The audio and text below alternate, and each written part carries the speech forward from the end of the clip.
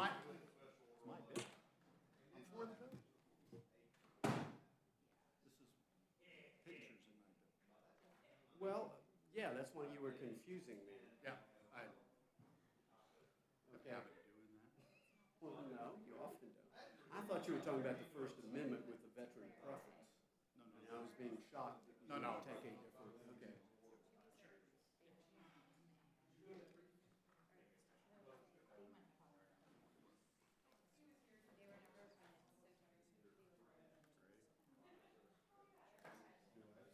Okay, so I'm gonna buy your against the rule that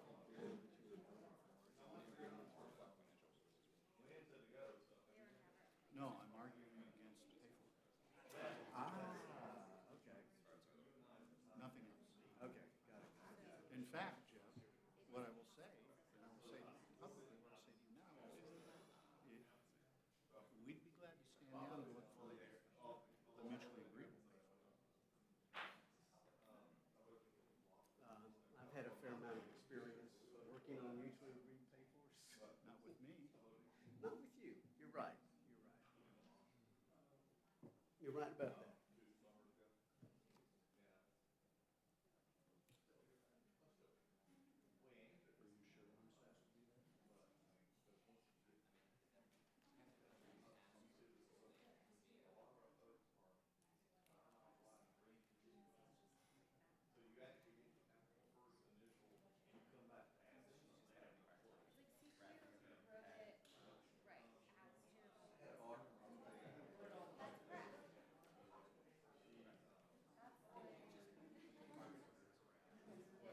Welcome, Colonel. First come. We'll go easy on you. Don't. We never did. No. Never. Hadn't happened once, Jared. Hadn't happened once. I'm still waiting for you guys to pitch me a softball.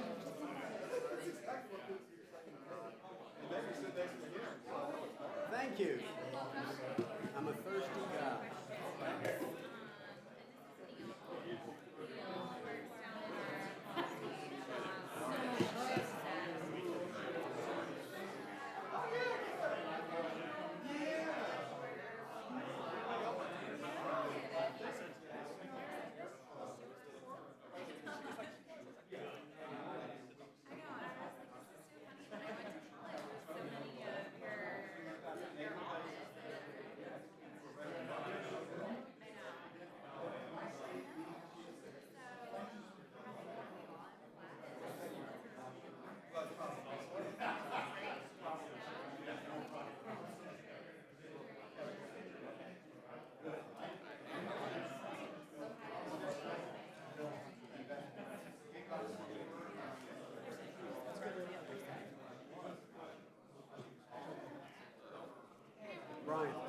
Brian. Down the cost of the renovation. What are the total cost of the renovation? 215.8 according to Phil's expenditure. And they're not complete yet. No, they're just now beginning groundbreaking. It's a 3-year So project. they can stop this right now at any time. You've asked them to in a letter. Yeah.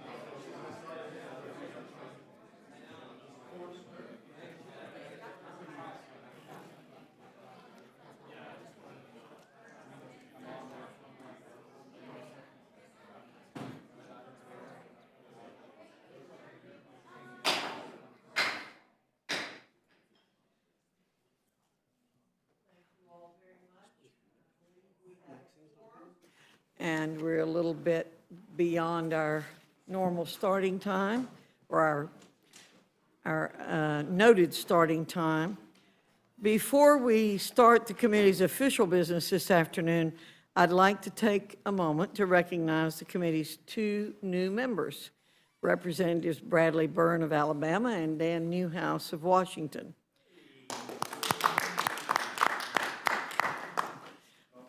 We'll give them, I hope, a very good welcome to the committee today by doing our business in a succinct and orderly way. Representative Byrne is an accomplished lawyer, local advocate, and former state senator who I know is deeply devoted to causes he believes in.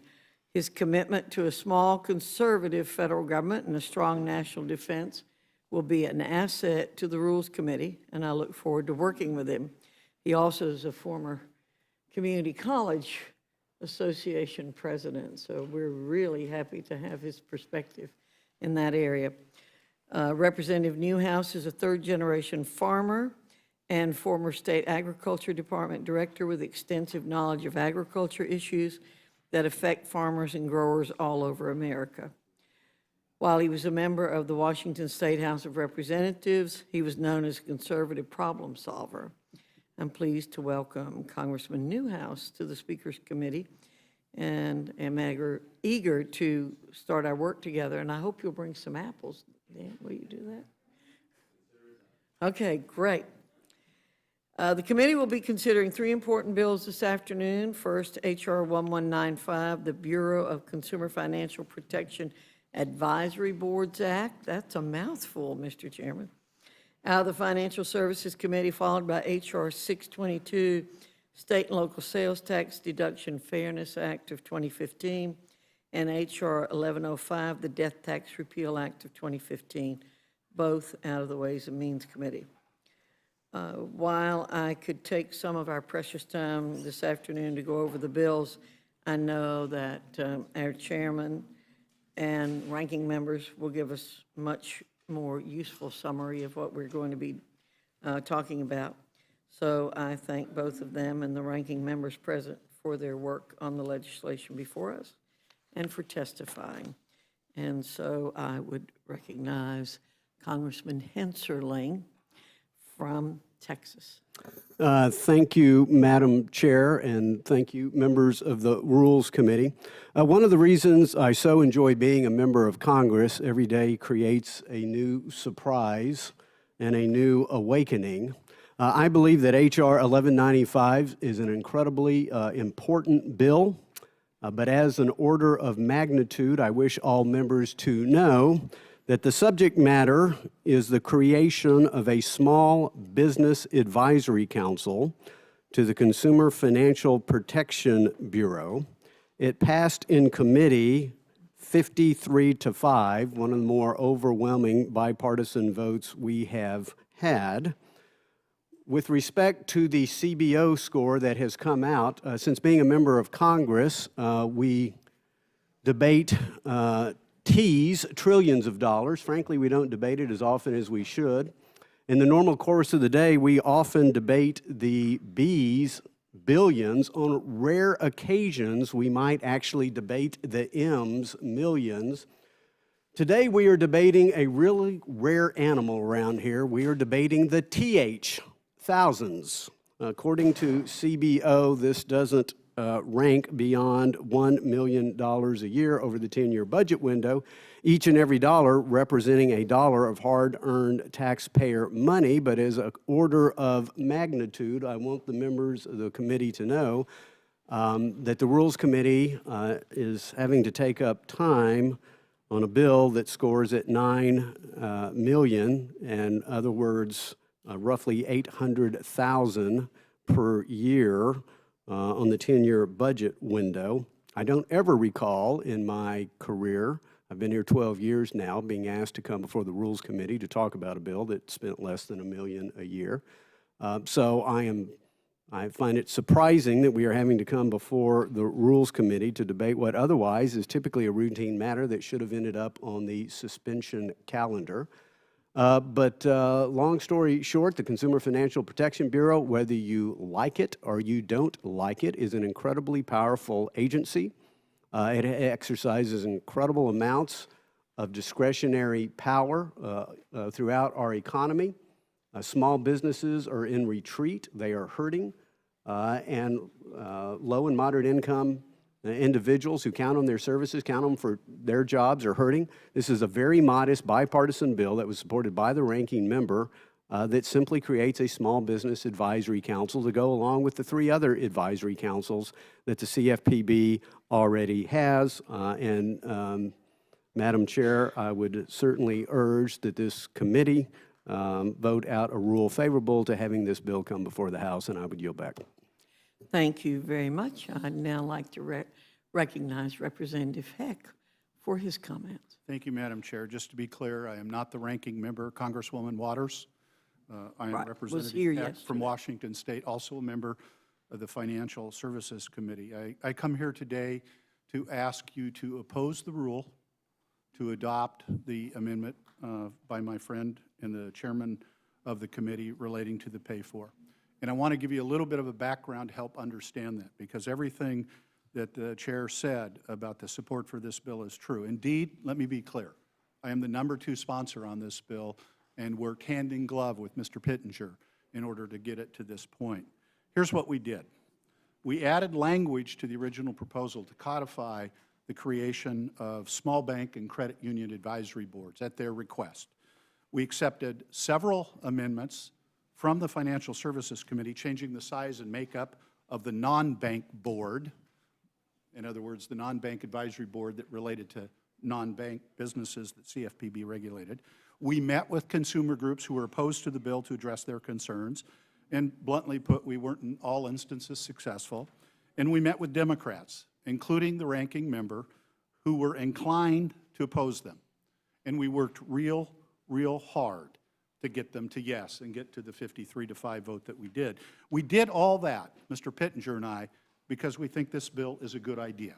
We think it is a good idea to have a regulator with the power that the chair suggests to listen to the people on a structural, institutionalized basis, their concerns about the proposed regulations. But let me be clear now, if this bill comes to the floor with this particular amendment approved, then I regretfully tell you that I will vote no, and I will ask every other member of the House to vote no as well. Having said that, I also want to be clear that we stand prepared to make it a bill that would indeed be acceptable. Understand that the rule for this amendment was not on the bill when it was voted out of committee. It has happened since committee. I've only been here 27 months. I admit readily to some confusion over the pay-for standard. Yesterday, we passed 2 bills that scored at about $1 million, and there weren't any pay-fors. Tomorrow, we're going to take up 2 bills that we're back to the chair's B's, $269 billion and $42 billion, and there are no pay-fors. And this one scores at $9 million over 10 years, and we're insisting on a pay-for. The problem is that the manner and form of the pay-for amplifies far beyond the $9 million the impact of the Consumer Financial Protection Bureau.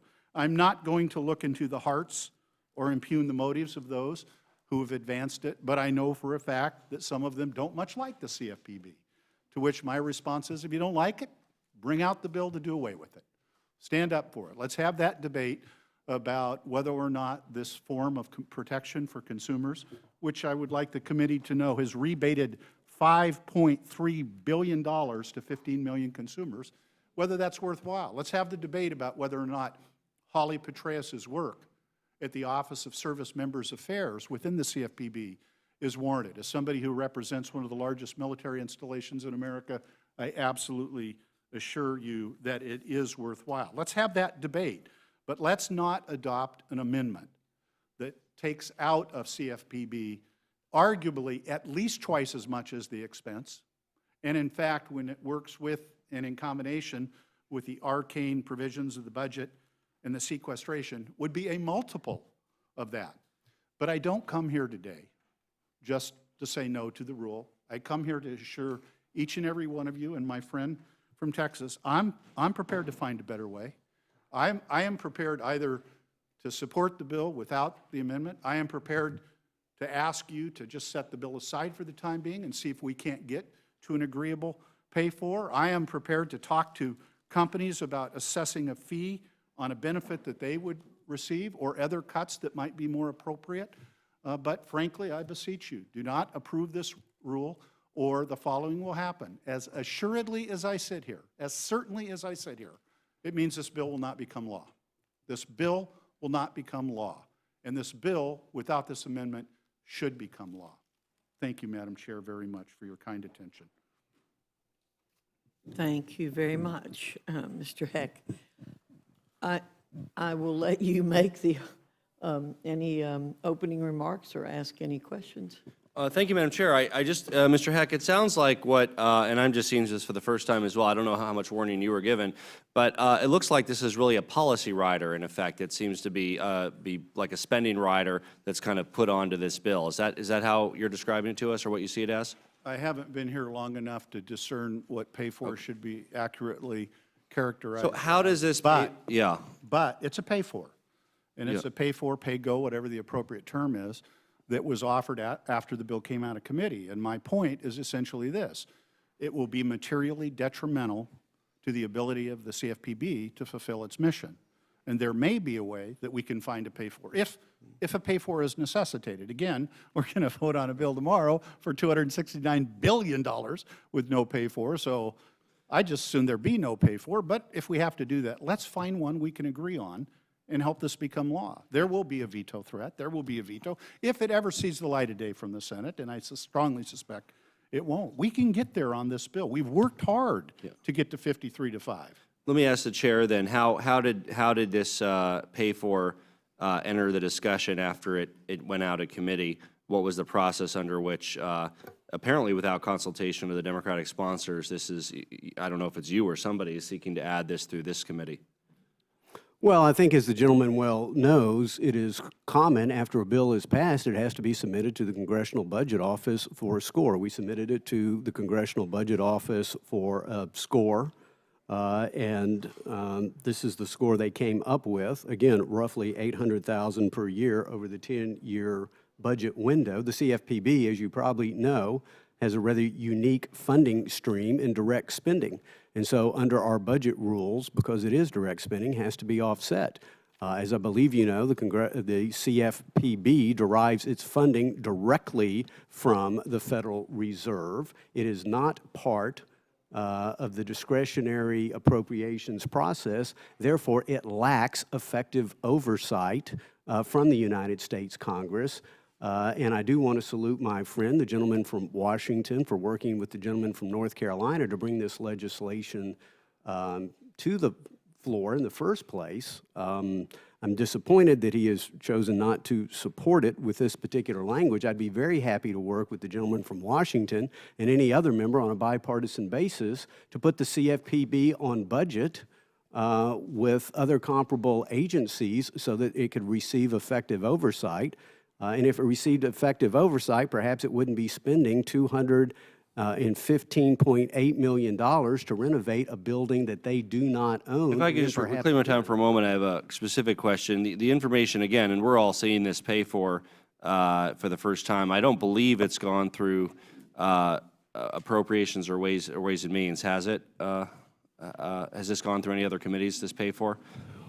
Well, it can't go through appropriations because they're not appropriated funds. So this is, now it looks like this would cut, so this is a $9 million need for funding, and I would think if this body can't figure out how to pay $900,000 a year for something, we'd probably use that much taxpayer money just discussing this thing. I mean, you know, we should be able to do this. It looks like the amendment would cut the Consumer Financial Bureau's spending by close to $50 million by 2020 and $100 million by 2025. So it looks like it's not exactly a pay for. It looks like it's a drastic cut in the guise of a pay for. Do you agree that it adds up to a lot more than $9 million, this particular method of this particular cut or pay for, or whatever it is, this policy, I guess we could say? No, I don't agree with with those that. numbers? No, I don't agree with those numbers. And again, I would say, having served 4 terms on the Budget Committee, I don't always agree with the analysis of the Congressional Budget Office, but CBO moves in strange and mysterious ways. Blessed be the CBO. Again, this is an odd animal, the CFPB, in the way that it is funded. It was created with a congressional oversight funding bypass mechanism. I would have thought that this would have been the compromise way to have funded, again, something that is less than $1 million a year. I'd be very happy to put this on budget. If we need to offer an amendment to put the entire CFPB on budget at this time, we could do that. I sense that will be somewhat controversial. But don't you agree that those are, I mean, I understand where you want to go with CFPB, and it may be different than where I want to go or Mr. Heck wants to go. I understand we have a policy difference, but it sounds like at least there's bipartisan consensus regarding the Small Business Advisory Board. If it's important in its own right, why are we tying it up in this greater philosophical discussion of what should be on budget, what should be appropriated, and what should be automatically funded? Why can't we separate these discussions and move forward in a bipartisan way, as we did in your own committee when you consider the original bill? House budget rules. Well, we grant waivers all the time to those through this committee, as you know. If you'd requested one, I'm confident that we probably would have favorably considered that. I do not. Can I, I'll be Mr. Heck. Yeah. can I request a waiver? Well, that would be an amendment, but I think you offer one to go back to the original version, and if it's, we'll have to consult with our staff about whether there's a waiver in there. But that would be, yeah, we would be able to in this committee advance it to the floor either way. Could I add one more point? Yeah. So I understand one could request a waiver, and then it would be up to rules whether they waive it or not. Which we frequently do. I just want to add. I understand that. I'm not sure I'm necessarily personally a fan of that, as I look at the fact that our nation is drowning in trillions and trillions of debt that sooner or later our children and grandchildren are going to have to pay for. There's a very simple proposition here when it comes to direct spending. One, we have the budget rule. Yes, it could be waived. As a matter of policy, I don't think it should be waived. And I think we ought to figure out some way to pay for it. And when I look at the entirety of the budget of the CFPB, and I look at them spending money on crystal glass staircases, tree bosque, granite waterfalls, maybe they could figure out a way to do with maybe one less granite waterfall and perhaps one more small business advisory council. I have one more question for you, then I want to go to Mr. Hack. The last question for you is, why weren't Democrats consulted, or were Democrats consulted with regard to what you're seeking to add to this bill through this committee? Well, what I was seeking to do was to find a pay-for in a non-controversial fashion. I know the gentleman from Washington, and I take him at his word. He is most sincere and a very highly respected member of our committee. But having been a member of this body now, starting my 7th term, finding bipartisan pay-fors are typically challenging. Of the universe that are out there, I would have thought this would have been one of the less controversial ones that we could have. We take up many matters at the Financial Services Committee that I believe are incredibly important. I would not have thought a spending bill of less than $1 million a year would have warranted the personal attention relative to our other priorities of the ranking member and myself. So simply as an order of magnitude, when we're otherwise speaking of trillions of dollars of national debt, trillions in the increase of the Federal Reserve's balance sheet, the trillions, the hundreds of billions that the taxpayer had to bail out Fannie and Freddie, I would not have thought $800,000 per budget year was something that necessarily, relatively speaking, demanded the personal attention of the ranking member. So I did not personally speak to her on this. I could get back to you as far as staff interaction. I'm afraid I'm unprepared at the moment to answer that question, but Hopefully, I can get you an answer before this hearing is over. Yeah, and you know, I think you know, in the interest of when we try to do something that's I think you said you sought to do something that was non-controversial, to find out and vet whether there's a controversy, it's very important to talk to members on the other side and in fact find that out. We'll go back if you have an answer later, but Mr. Heck, I wanted you to just briefly have a chance to talk about why a small business advisory board is a good thing, if we can find a way to appropriately pay for it or allow it to happen. Why is this something that so many people on your committee, Democrats and Republicans, feel would improve the quality of the Consumer Financial Protection Agency? Well, everybody knows kind of intuitively that the Consumer Financial Protection Bureau regulates credit unions and banks. They have of their own accord formulated advisory councils in that way. This bill, in part, just codifies that. We think that's a healthy kind of a relationship, and in fact, despite all the grievances that people who are regulated sometimes bring forward, you will also about as often hear them say, when they propose that regulation, which we thought was way out of line, we pushed back. We didn't get everything we want, but we got them to modify it. And that's how that process has worked in that regard. Even the CFPB would agree that it's worked well in that regard. But what this bill started out doing was taking the rest of the financial industry sectors, like title companies and escrow companies, over whom the CFPB has the same level of kind of regulatory control, and saying if it's a good idea for banks and credit unions, it's a good idea for you as well, because many of the rules that they have proposed truly do fundamentally affect that sector of the economy. And so it was really just to give structure, institutionalize, and codify the premise that if this agency has regulatory authority over someone, they ought to be involved in a conversation with them, in a dialogue with them on a regular basis. That's what it would accomplish. And that's why the industry supported it across the board, I might add. And I don't know, did the chair have anything, Mr. Hensley, do you have anything to add on the consultations? With respect to your earlier question? Yes. It's going to take me a little bit more than Okay, I wasn't sure. 90 seconds. No, that's fine. I saw some. I directed that we gather the information, and I'm committed to getting you an answer, hopefully before I. And that's fine. I saw some consultation. I thought that might have been it. I'm happy to yield back. Thank you, Madam Chair. Madam Chair, Thank you. may I briefly? Maybe Well, not. the gentleman's yielded back. I'm going to go to Mr. Woodall and ask him now to ask his question. Thank you, Madam Chair. And Mr. Chair, could I get you to turn on your microphone there? Just hold it down until the green button comes, till the green light comes. Hello? Is it alive? There you go. Okay, thank you. Hello? There it is. I appreciate your hard work trying to move this bill forward.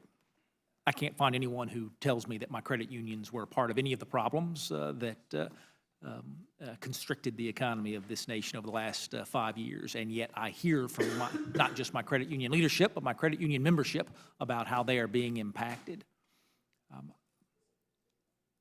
I have been on this committee for 4 years, sitting in the seat where Chairman Hensling is today. We, last Congress, had the ranking member of the Financial Services Appropriations Committee, and he and the chairman of the Financial Services Appropriations Committee both agreed that CFPP and its funding stream is a real problem, that in the absence of congressional oversight, there really is the ability to do whatever you like. It strikes me that when you say it, it sounds very common sense. Shouldn't we have some of the experts in an industry involved in the crafting of regulations of that industry? And yet you're having to pass a federal statute just to get the CFPB to do what we would all agree was kind of a common sense thing to do to begin with. I would argue that's because we don't have any control. What was the answer to the chairman's suggestion that we could absolutely find a different pay for, and if we bring this out of mandatory spending onto the appropriating side of the ledger, we would handle that in the same bipartisan way that we always do? Well, I think they're fundamentally two different issues, whether or not they ought to be budgeted and subject to the appropriations process, and whether or not CFPB ought to have these codified advisory councils and boards to interact with on an ongoing basis. But just to be clear, I am the lead Democrat on this bill, and no, we weren't consulted on this pay for. And just to reiterate, I am more than glad to step back with the chair and anyone, staff to staff, member to member, and see if there is an acceptable pay for. I say that in the context of a member of an institution that tomorrow is going to vote on $300 billion without a pay for. I'm willing to do it, though, if we can find a better one, and do it in earnest. And by the way, I would offer as Exhibit A my work in this regard on this bill to date, working with Congressman Pittenger. I want this bill to pass. Thinking about how those cut-go regulations go, and I'm grateful to the chairman that he would not have come here seeking a waiver. For Pete's sakes, if we can't solve one of the TH issues, what hope do we have of solving the T issues that are burdening us? This really should be one of the easy lifts. But the pay for, as you understand it, would restrict the CFPB's funding stream how in this fiscal year? Over time, it caps what they can spend, what would otherwise be allowable, and in an amount that is at a minimum a multiple of what the CBO scores the bill at. My understanding is that it would do absolutely nothing to change even $1 of CFPB funding this year. It would do nothing to change even $1 of CFPB funding next year. It would do nothing to change even $1 of CFP funding in 2017, nothing to change even $1 of CFP funding in 2018, nothing to change even $1 of CFPB funding in 2019. I say that because here's a bill that you've worked so hard to move forward. There's an agency that we would all agree has an incredibly fast and loose funding stream, something that none of us, whether we've been here for 2 years or 20 years, have ever seen the government do before. And the pay for, as it's imagined by the chairman, would have absolutely no detrimental effects on the agency for 3 Congresses to come. We tend to revisit things on a fairly regular basis. Does that concern that's happening 5 years out, that concern that is just a cap on what is really the virtually limitless funding stream that CFPB has today, that's enough to get you to vote no on something that you've worked so hard to bring to the table? With adrenaline. Wow. Sir, if you had interacted with some of the uniformed personnel that serve this nation so gallantly and courageously that I have on a weekly basis in my district, and heard the stories of how they were exploited and taken advantage of, and then hear the stories of how the Division of Service members bailed them out, help them out, righted a wrong, then you wouldn't want that limited in any way, however prospective it might be. And by the way, sir, they are limited. They are capped. This just reduces the cap. Well, to be fair, the CFPB can get as much money as it wants, so we're always able to appropriate dollars on top of the mandatory stream they receive through the Federal Reserve. So to the degree that you're making that persuasive case, there's nothing that restricts this body from funding exactly those priorities. Mr. Chairman, is that what we're talking about here? Do we need a no vote on this amendment because it's going to put veterans and their families at risk? Is that what we're talking about? No. Mr. Woodall, again, the CFPB has a unique funding stream that I believe no other agency in government enjoys, and that is it draws its proceeds directly from the Federal Reserve, proceeds that otherwise would be remitted to the U.S. Treasury for, among other purposes, deficit reduction. There is a total cap on what the CFPB can take from the Federal Reserve, and during its existence so far, the CFPB has not yet taken the legal maximum that they are allowed to take from the Federal Reserve. So one could simply argue when you say pay for, we have a Rule 21 that the Congressional Budget Office has given us a score, and over the next 10 years, the amendment that has been drafted reflects CBO numbers, period, paragraph, hard stop. These are the numbers that CBO gave to us to comply with Rule 21. And so one cannot argue based upon history that this is taken from any other purpose that the CFPB might have, although, again, I have outlined several different ways they could save money. They could quit expending the $215.8 million of renovations for their building, including their shady tree bosque for informal contemplation, where a casual and less hurried wandering can occur. They could spend less money for their raised water table flowing over water wall of naturally split granite. They could do without their 4-story interior glass staircase of all glass and stainless steel with interior vertical light wells that allows increased circulation while allowing daylight into the interior. I could go on and on and on. I don't think I spoke about the custom dark bronze color kiosk that they are constructing as well.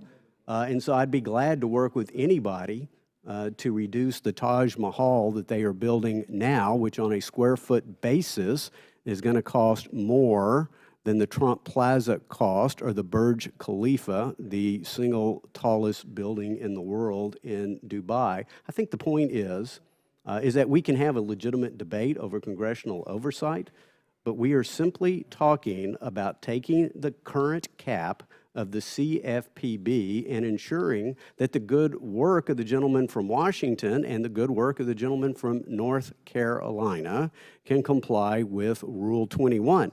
So again, the principle is an important one.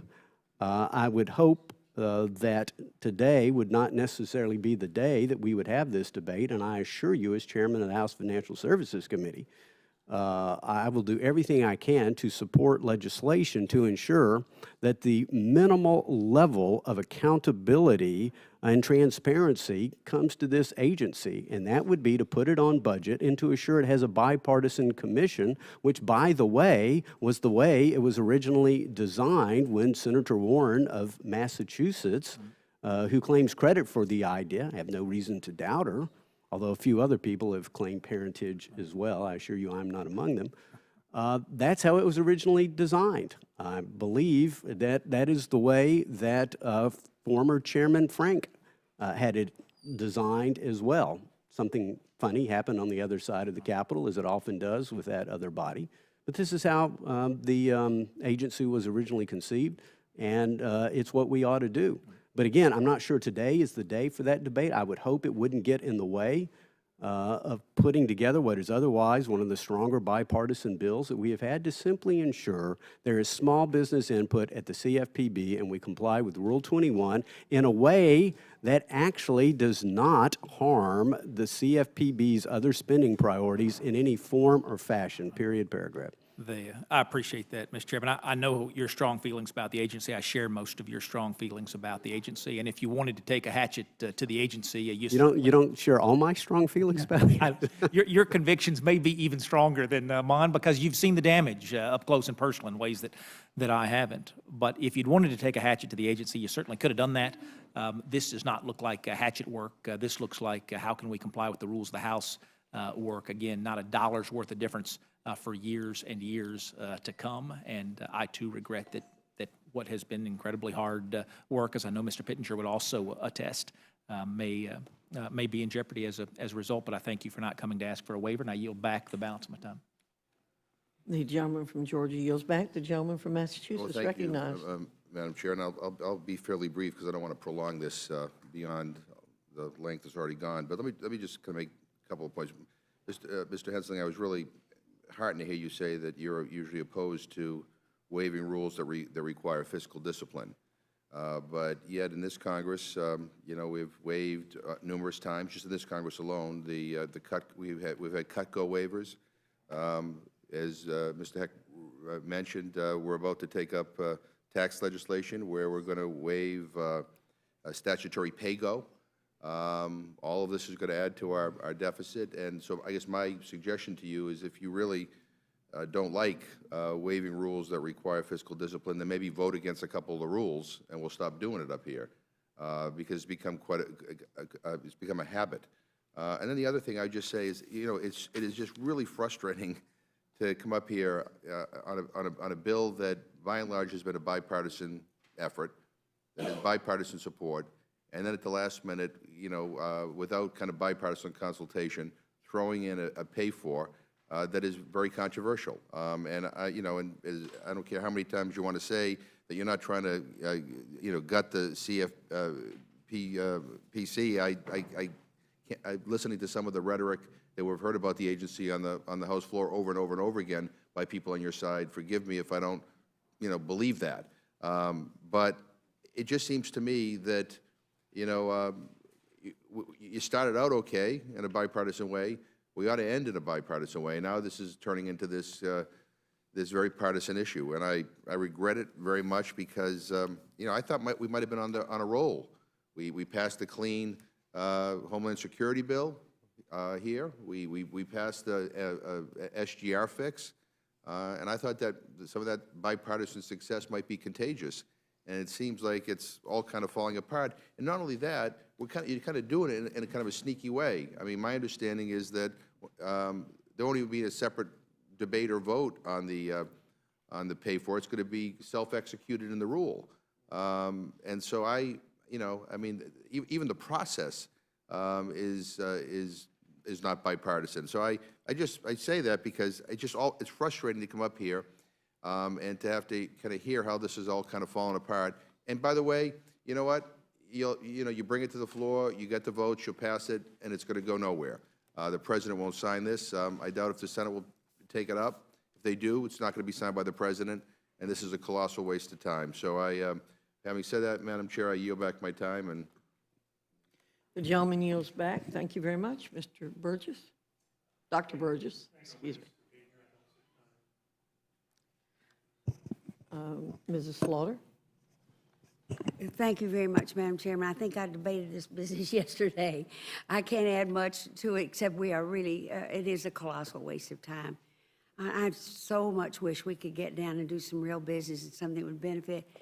But it was hard to top the bills we have on the floor today, but I think we're going to come close here with some of the.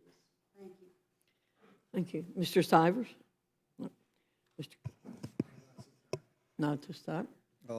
Madam Chair, I thank both of our presenters. I echo the sentiments of Mr. Heck before I had to leave the room. I also would like to welcome our new colleagues, Mr. Byrne and Mr. Newhouse, and we have not closed this proceeding yet, my dear friends. There's still time for y'all not to be on this committee, if you know what I mean. Good luck. Thank you. Glad you're here. Thank you very much, Mr. Hastings. Mr. Collins? No? Mr. Byrne? Do you have any questions? No. Mr. Newhouse?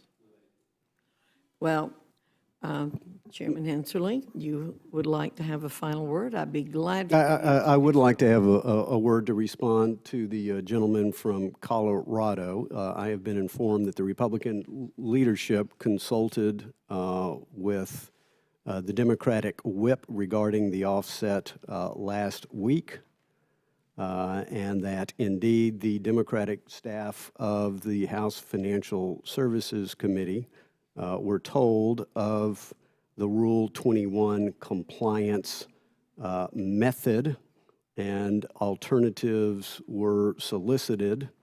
That is my information. If the gentleman from Washington has alternative information, I would be glad to hear that. But I would like to once again correct any misimpression. The numbers that we have are numbers supplied by the Congressional Budget Office. You may not like the numbers, I don't like the numbers, but these are the numbers that the Congressional Budget Office says that will cause this bill to net out to $0 in new direct spending. Again, not our numbers, the numbers from the Congressional Budget Office. And that's how we have come to this particular point. Again, trying to take out a line item of specific CFPB spending, although there are many line items worth zeroing out. I have mentioned several already.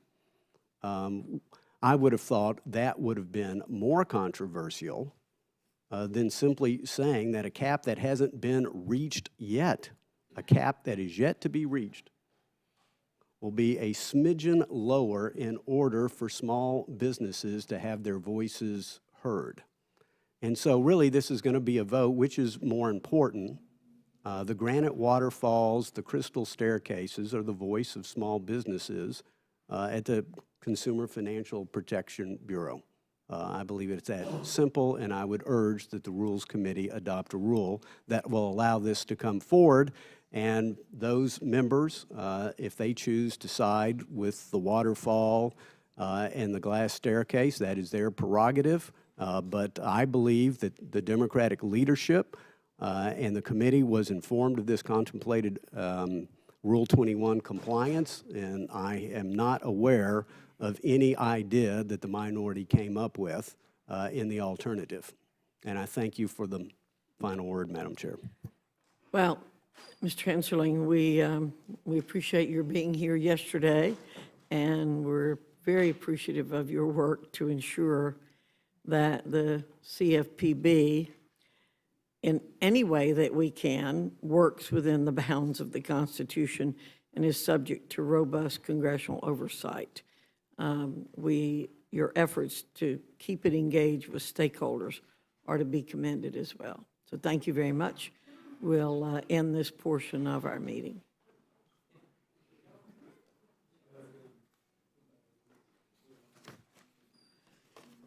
I would invite Chairman Ryan and Ranking Member Levin. Madam Chair, while they're coming up, may I add our welcome to the new members. It's very nice to have you. I've read your biographies and the things you've done. And look forward to working with you. Welcome to the committee. Thank you very much, Mrs. Slaughter.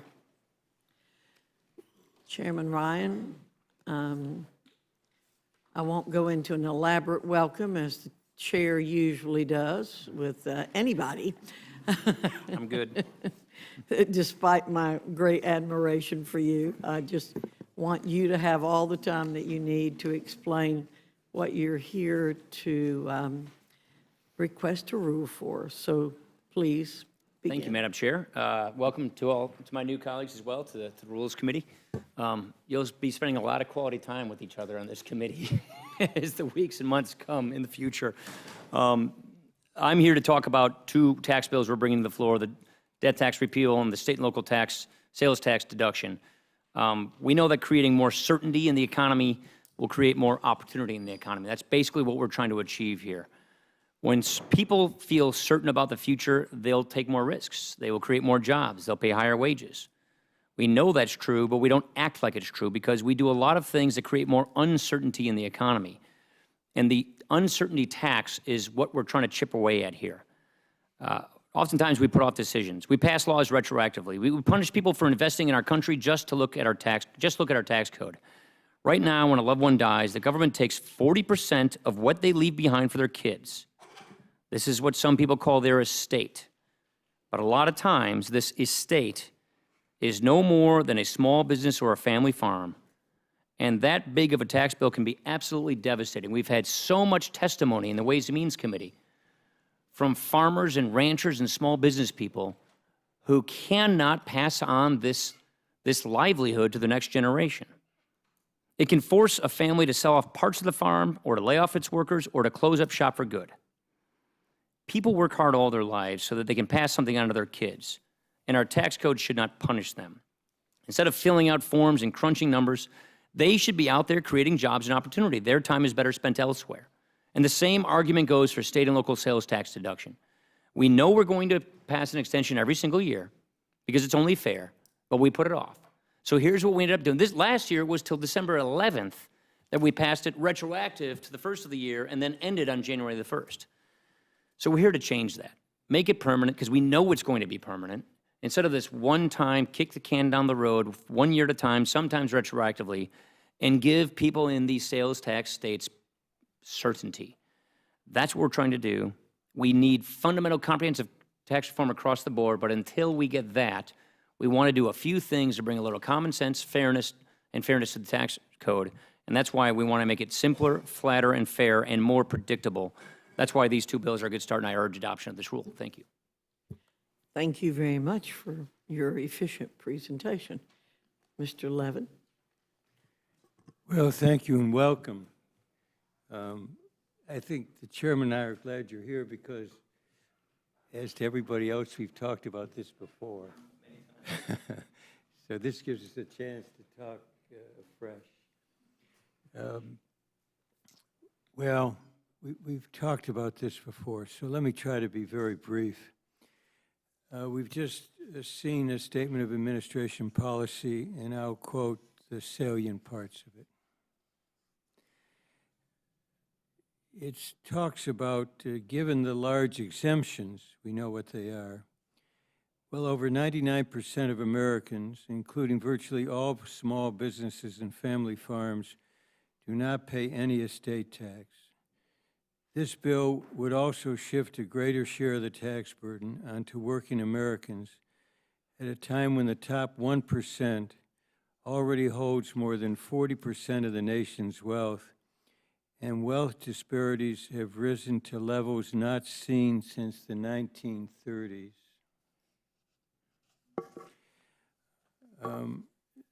Those are the data. So, you know, we passed out at the committee this chart, and I said jokingly one had to have a magnifying glass as to the percentage of estates that are subject to the estate tax that were subject in 2013. That was less than 0.2%, so it's hard to even see that on this chart, this red sliver. So let me say what the facts also are. According to the Tax Policy Center, only 20 small businesses and farm estates nationwide owed any estate tax in 2013. Only 20. And as to farm estates, this is according to USDA estimates, very few pay any estate tax. Only about 0.6% of all farm estates were subject to the estate tax in 2013. The statement of administration policy goes on to say this: by retaining stepped-up bases even after repealing the estate tax, enactment of 1105 would not only add hundreds of billions of dollars to the deficit to provide huge tax cuts to the most fortunate, it would endorse the principle that the wealthiest Americans should not have to pay tax on certain forms of income at all. So this really is not mainly about ending the death tax. This is really about a bonanza for the very wealthy living. And we don't have exact data, but we have estimates. And the likelihood is that over 50% of the money in these estates would never have been taxed at all. Would never have been taxed at all. So this is really, as I said, about a bonanza for the living. It adds $275 billion to the deficit, $269 billion, according to the last estimate. So why are we doing this? So let me just say a word about the the repeal of the state and local sales tax deduction. You know, we've been through this before. This was part of the effort in previous years. when you add this to the other bills that came out of Ways and Means, that if this passes, will have been passed, we're talking about adding to the deficit $317 billion. And I know the chairman is no longer chair of the Budget Committee, but doing this is contrary to the budget that the Republicans that you voted for. Because the budget assumes the continuation of these monies, and now they're gone. So if you continue on this path, last year, the total of all these permanent extensions came to $825 billion. At a time when discretionary, non-defense discretionary, as you know, Mr. Chairman, is now being lowered beyond levels we haven't seen in decades. So that's the story. I'm not sure you'll stop. I don't know what will get you to stop. This isn't going anywhere. Even with a change in the Senate, I don't think it will come up. It would never get 60 votes.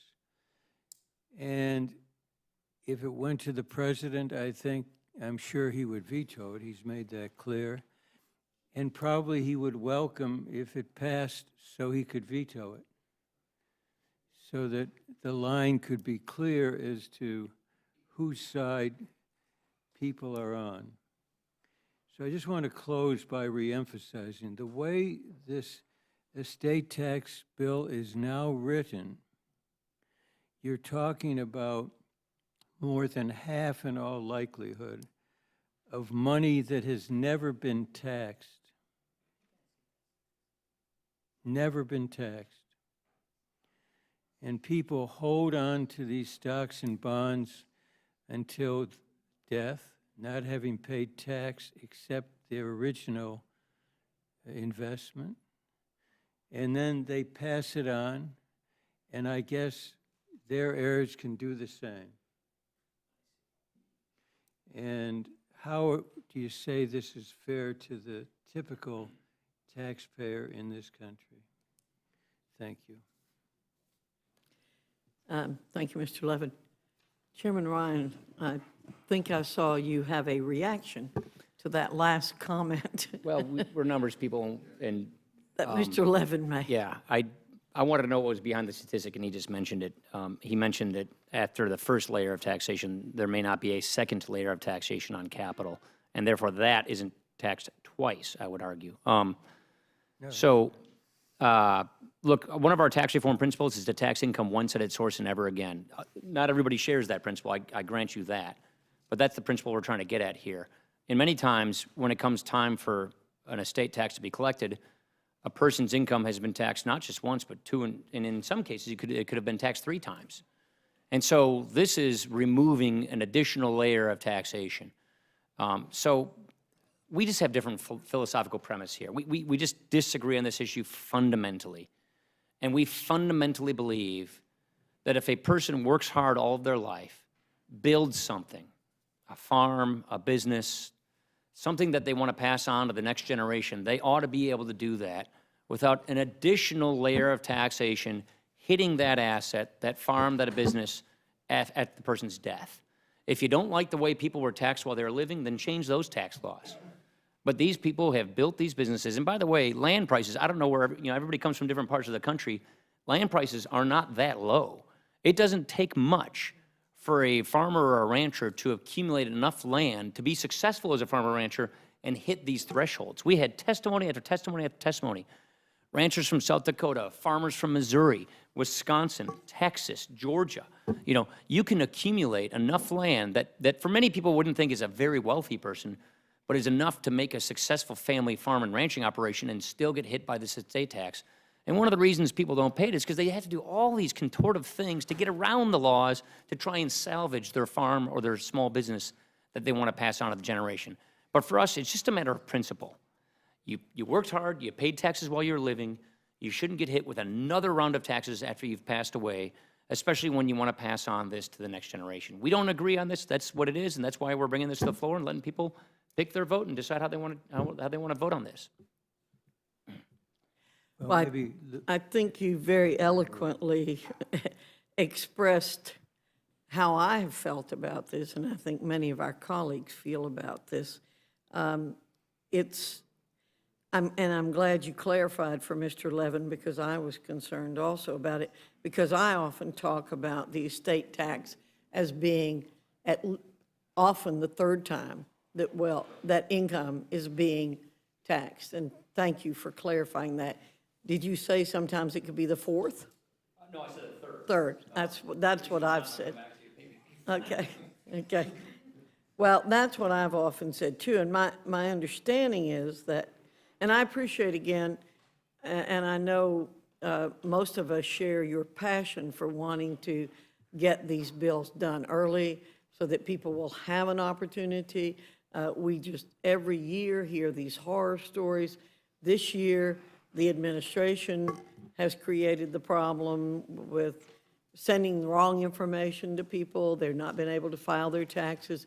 Many people really rely on getting a tax return every year, use that money. But it is not a good situation where people can't file their own income taxes in this country. We have the best educated people in the world, and because our code is so complicated, they can't file their own income taxes and have to hire experts. It's bad when you call the IRS and you call 10 different people and you get 10 different answers. Even the people who are supposed to know the code don't know the code. There are so many problems with this that whatever we can do, I think, to minimize them, we should. I've noticed that the estate tax is at 40%. And that's going to also hit some of the Obamacare health care plans, I understand. You mean the Cadillac? The Cadillac tax, yeah. Right. Is that, I mean, it's interesting that the 40% level of taxation, you've already expressed your concern about it, but is there any other place where we take 40% or more from families and businesses? Oh, okay, so the Cadillac tax, jump me if I'm wrong here, but if you reach, I forgot the threshold, $18,000, something like that? Yeah. $18,000, then you get a 40% excise tax on the amount of the plan above that. The excise tax. Yeah, it's an excise tax. Not 40% on that. No, it's on the excess, the excess subsidy. That's as of 2018, Right, and that's that right. figure's likely to change, and it's under regulation. The administration is now issuing regulations. But that's, if I might say so, a different issue. It is, yeah, it's a different tax. There are, but I guess the question is, are there instances in law where there are tax rates higher than 40%? If you add things up, the answer is yes. I mean, the top effective personal income tax rate is 44.6% if you add everything up. But if there's a statutory rate higher than that, I can't think of one off the top of my head. Yeah. Well, I very much appreciate the illustration that you use, because I know many people in my own community who started out with absolutely nothing, maybe less than nothing, have worked hard, have accumulated some property, and no influence of their own, the property has appreciated in value because we live in a very desirable place. It didn't used to be desirable, but with modern transportation, and it's a very desirable place. And so people who are of extremely modest means are going to be put in a position of having to sell their property because it has accumulated so much, or their business that they've worked 18 hours a day, 7 days a week to establish is now going to have to be sold because the 40% tax on it is beyond their means to pay because they have no cash. And it really defies what this country's all about. And it sounds as to me like there's a lot of wealth envy in this country. and especially from people who've worked hard to achieve that. And that goes totally against the American dream. So I appreciate very much your bringing the bill, and I hope we're going to get a very good vote on it, and that the Senate will pass it, and if the president vetoes it, so be it. And it will draw a line in the sand, and I think it's very important that we do it. Mr. Woodall? Thank you, Madam Chair. I appreciate the chairman of the committee not celebrating our 14 days of tax certainty at the end of the last fiscal year, right? We ought to all be collectively more embarrassed that our definition of success is getting you something 7 business days before the end of the fiscal year. I don't want to talk about the estate tax bill. I want to talk about the one we weren't talking about, H.R. 622. Mr. Levin, you were talking about these bills being deficit creators and budget busters and vetoes from the president. I only have a veto threat on the estate tax bill. Are you expecting a veto threat on the sales tax equity bill as well? I think it has arrived. Aha. Okay. Yeah, here's your answer. There we go. We This always is, like to answer your questions I expeditiously. appreciate that, with paper as well. Now, is the language as anticipated by 622 substantially different than the language the president signed into law less than 4 months ago?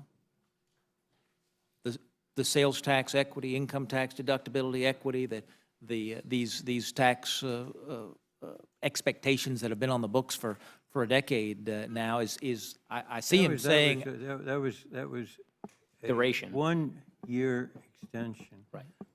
This is permanent. you're saying that This is permanent. there is a preference for extending tax policy 1 year at the time instead of. No, if I could answer. Thank you. Our preference is to do what Dave Camp did, and that is to have these issues as part of tax reform. He did not include this provision any longer in his bill, and I disagreed with that. I disagreed with other portions of his bill, agreed with others. To his credit, contrary to the practice that is now before us, he paid for what he proposed. Everything was paid for. And you maybe didn't like all of his pay-fors, and I didn't like all of his pay-fors. But he did not make permanent this provision or others without paying for them. And those in your ranks or any ranks who talk about fiscal responsibility and continue to pass bills unpaid for permanently, I think are fiscally wrong, and I think, if I might say so, I think fiscally irresponsible, because it has consequences. It has consequences for other parts of the budget, Mr. Woodall. So this is a veto message in terms of making permanent this deduction unpaid for. Mr. Chairman? Yeah, let me give you the so-called other side of the story on that. What Mr. Camp was doing is something that we want to not repeat, which is he worked at trying to get a tax reform agreement, God bless him, and then when he was in the middle of getting an agreement, which made this and other things permanent, the president blew it up at the last minute. Before they even reached an agreement, by the way, on a bipartisan basis. I've never seen this happen before, but a veto threat came in the closing hours of negotiations between my predecessor, Dave Camp, and Max Baucus, the then Senate Finance person, and Ron Wyden. And it was Harry Reid. No, it was Harry Reid. My bad. Harry Reid and Dave Camp were agreeing to make these permanent. The president gave out a veto threat before negotiations concluded, which blew those agreements up. Then on December 11th, Congress extended 1 year retroactively these provisions, which have been consistently extended, and we have to go back and do it retroactively again now. So what we don't want to have happen is what happened last time, which is wait till the very end, create all this uncertainty, and then do it very late and retroactively. The reason we're moving this bill now, and others like it, is to give people time to plan and prepare, number one. Number two, to the point that my friend from Michigan made on the revenue line, we do not believe or accept the idea that we need to raise taxes on other hardworking Americans just to keep them the same or where they are for everybody else. We don't agree with that premise. We believe that if these things that we always agree to extend these 1 year at a time without raising taxes on other people, that's okay, so long as we do it 1 year at a time, sometimes even retroactively with a few days to go. But if we ever give people certainty, all of a sudden we have to raise taxes on other hardworking Americans to pay for that, that makes no sense to us. And so we just don't agree on that. But just so you know, our position here is the taxes ought to be set at where they are, and we shouldn't be using this breakdown of the system as an excuse to raise taxes on other hardworking Americans just to keep them the same for everybody else on more than a 1 year annual basis. And the other problem with this particular provision, which he said Dave got rid of in the Camp draft, was among the base broadening things that Chairman Camp did was he got rid of state and local income tax deductions to pay for lowering rates for everybody else across the board. This is something that's a permanent feature in the code for income tax states. This isn't a permanent feature in the code for states that don't have income taxes, that have sales taxes. So what we're doing here is not making a judgment onto whether or not that's in or out of tax reform. The President's made it pretty clear to us that he's not interested in doing individual income tax reform this session, which is a 2 year period, that he's interested in working with us on business tax reform. We'll see if we get there or not. But in the meantime, we would like to at least bring parity to this issue, parity between the income tax states and the sales tax states, so they're on the same level playing field. Then we can discuss later on, when we're at the threshold of having individual income tax reform, whether that should be in or out of a part of tax reform. Mr. Burgess is a flat tax guy from Texas, a sales tax state. I'm sure he has an opinion on this issue. We're not prejudging that particular issue. We're just saying keep them the same. Texas and Wisconsin, an income tax state, a sales tax state, ought to be done in the same way with permanent feature in the code, and that's basically what this judgment is. I appreciate that effort for certainty. I know there are a lot of folks who would agree with Dave Camp that you get more of those things that you subsidize, and so if you subsidize state and local taxes, you're going to get more state and local taxes long term. But that is the law of the land as we sit here today, and providing that parity between states like Georgia and Texas is important. I appreciate you bringing that forward. I yield back, Madam Chair. Thank you, Mr. Woodall. Mrs. Slaughter? Thank you, Madam Chairman. Mr. Ryan, the estate tax, we always use the fact that we're trying to save the small farmer and the small business person. Statistically, they are not touched by income tax, that 99% of those people don't pay a dime of income tax. And yet, you keep using it as though we're trying to benefit those poor people scrabbling out of existence on a farm. You don't dispute the fact, do you, that 99% of them don't pay income tax? I didn't say poor people trying to scrabble out existence. I just don't think it's fair to tax a person once they've died on money they've already paid taxes on. Right. Yeah, I don't think we should have an estate tax. I We see. disagree. I just don't think that we should have a death tax. I don't consider it a death tax at all, but what is really troublesome to it's me paid at death. is, this is not the first time. We've gone through this before. With all these poor people out there buying land and trying to farm and everything, they're covered already, right? No, there are many Yes, that aren't. they are. No. 99% of them, of the small business owners and farm owners don't pay any state tax. I don't know if you do hearings on Do you issues, but dispute you ought to bring that? some of the people Look, into your that has committee that we never brought been in. really disputed, but is often quoted that that's a fact. It's and it not the isn't. majority. That's clearly the case. But there are lots of farmers, ranchers, and small business people Maybe who get affected by agribusiness, this. I don't know, That's- but I just think you really need to face up to it, that what you're trying to do is to get a bigger benefit for those people who are already well-to-do, because as long as we've been discussing all of this, it really, at the same time, you are the same people who would take away food stamps, cut a Head Start, everything else that would give anybody a hand up. It's absolutely appalling me that you would do this. It also strikes me as it flies in the face of your philosophy that you would add all this unpaid-for tax cut money to the deficit. Now, there is a self-executing waiver in this legislation that says that you can ignore pay-go, correct? It's similar to the waivers that have been placed before. Well, never mind, it's there before, it's in there. It says ignore pay-go, which gives you the opportunity not to throw us into another sequestration. Isn't that true?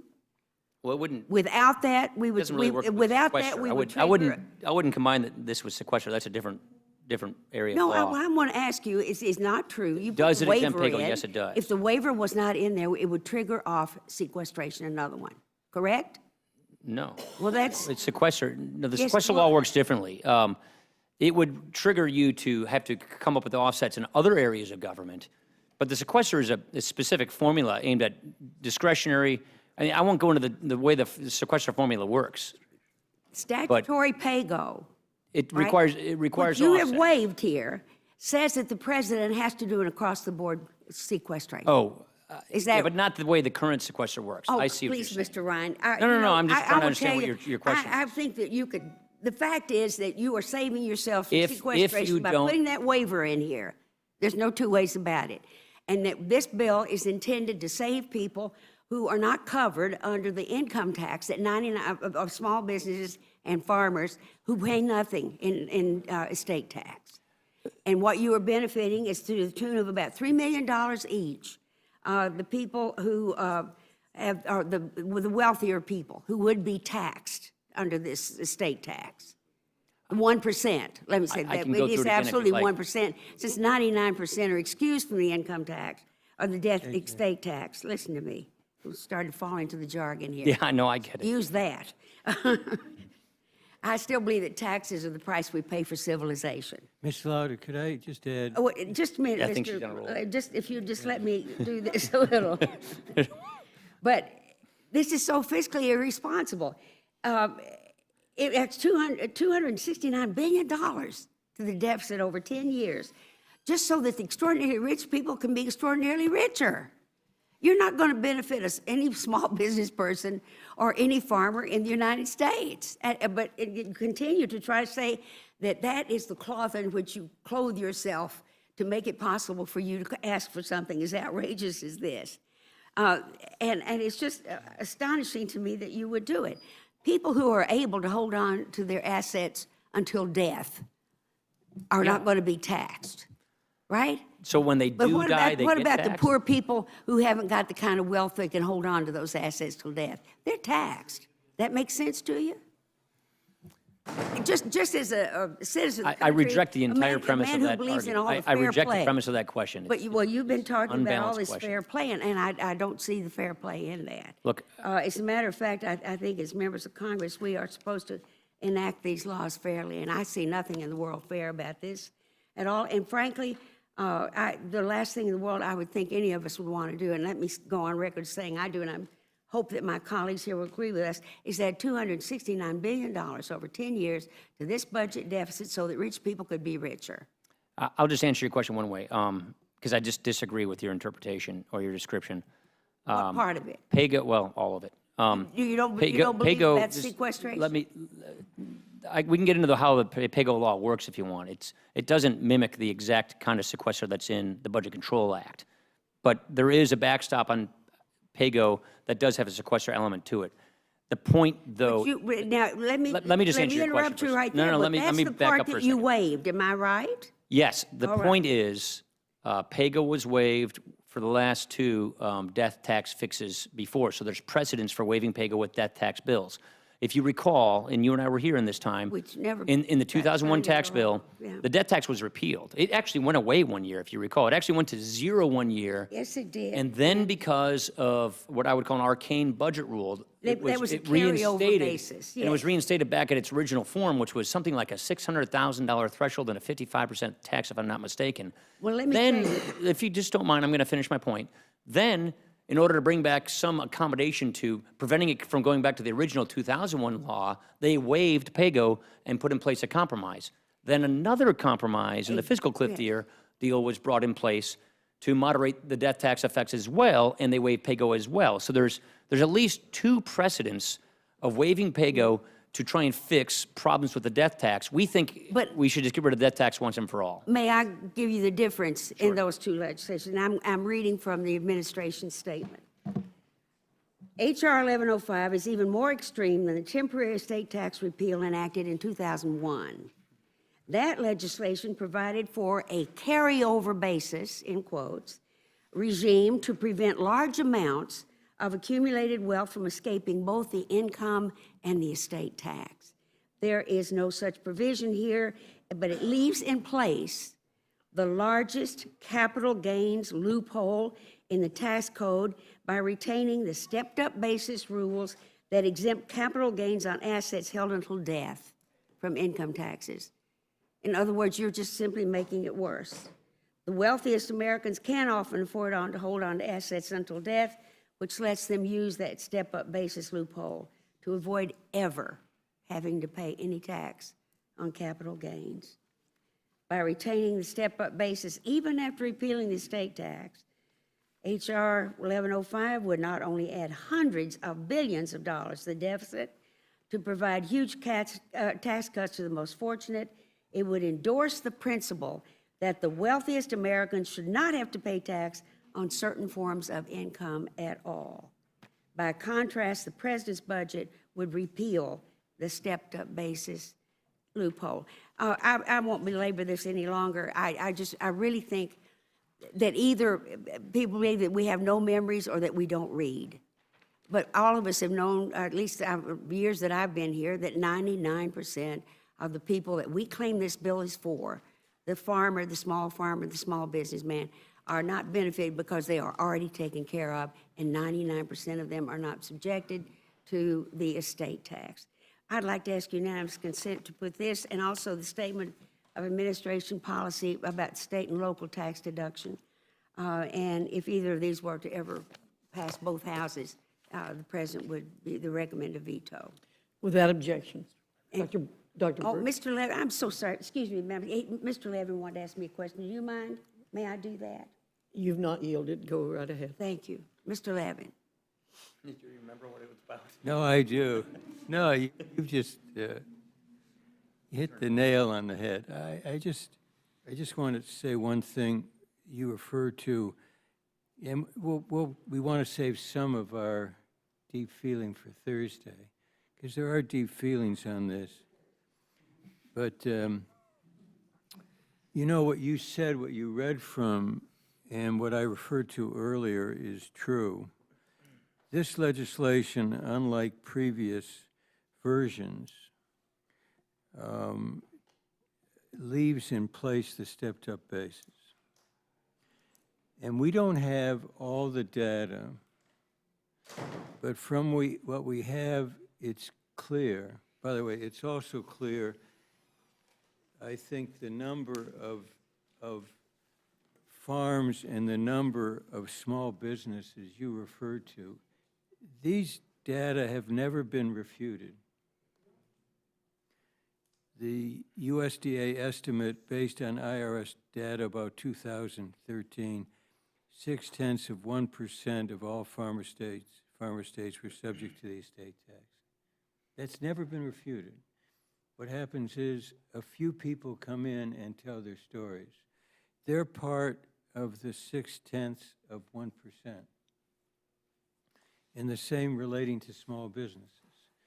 And there's the effort to make them appear to be in the majority when they're in a very tiny, tiny minority.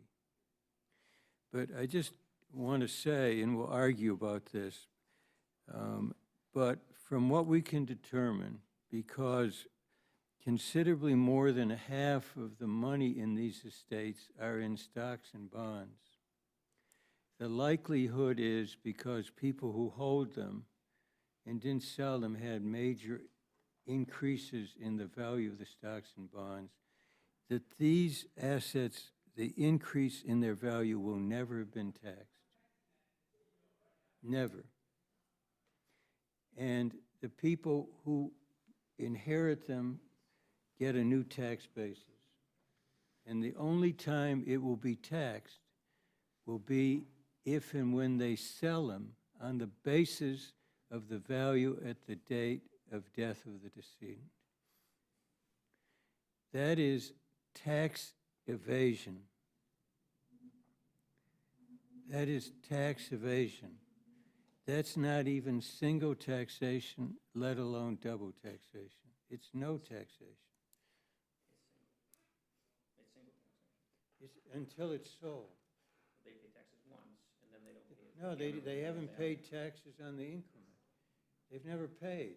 No, you pay taxes on your income, then you invest your income, and then you get gain, and you don't pay taxes on that gain. You don't pay taxes at all on that gain. We could go back and forth.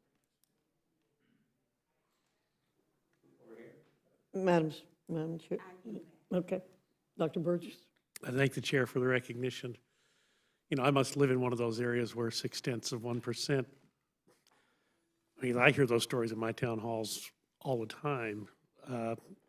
Family farms that have been in the family for 100, 150 years. We are a county that is emerging from being a rural county to suburban and in some cases even an urban area. So property values do increase rather dramatically, and it oftentimes does result in the breakup or the sale of the family farm at the time of death of the principal. I suspect we'll hear from one of our members on Thursday when we have the debate on this, and I hope the gentlelady from New York is paying attention. I know in our conference we've heard from a member who lost her dad when she was a teenager, and as a consequence, as part of the tax settlement, they had to sell land that had been in their family for generations. So it does happen. It's a real phenomenon. It happens every day of the week in this country, and we ought to be able to recognize that and deal with the problem. I want to thank the chairman for referencing the flat tax, HR 1040, for anyone who's keeping score at home.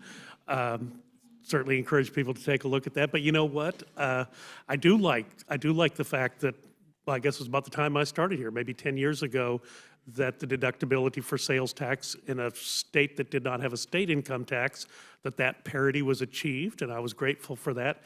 But boy, I'd give all that up in a heartbeat if we had the ability to pass fundamental tax reform and a flat tax as a consequence. I think that would be the sane way to go.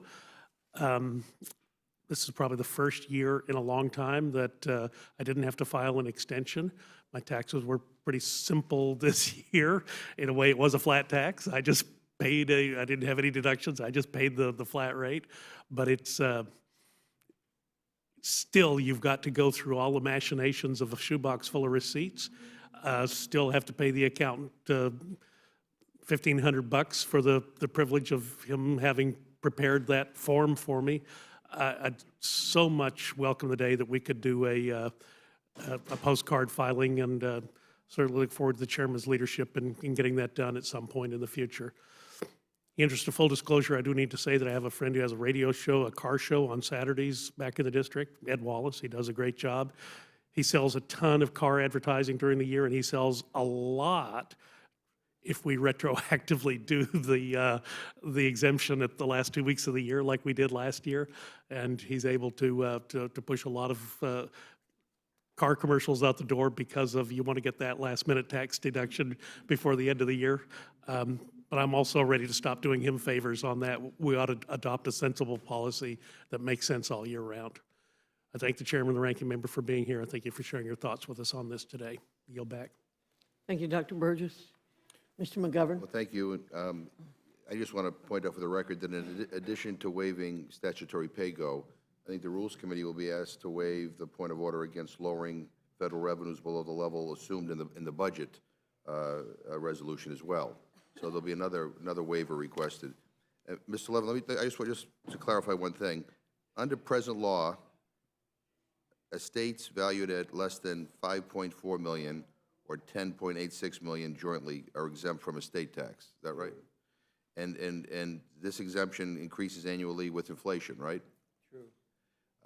And so, I mean, if there's a compelling argument to go beyond that, then maybe we can figure out what that number should be and find out a way to pay for it, so we actually could do something here that might have a chance of being signed into law.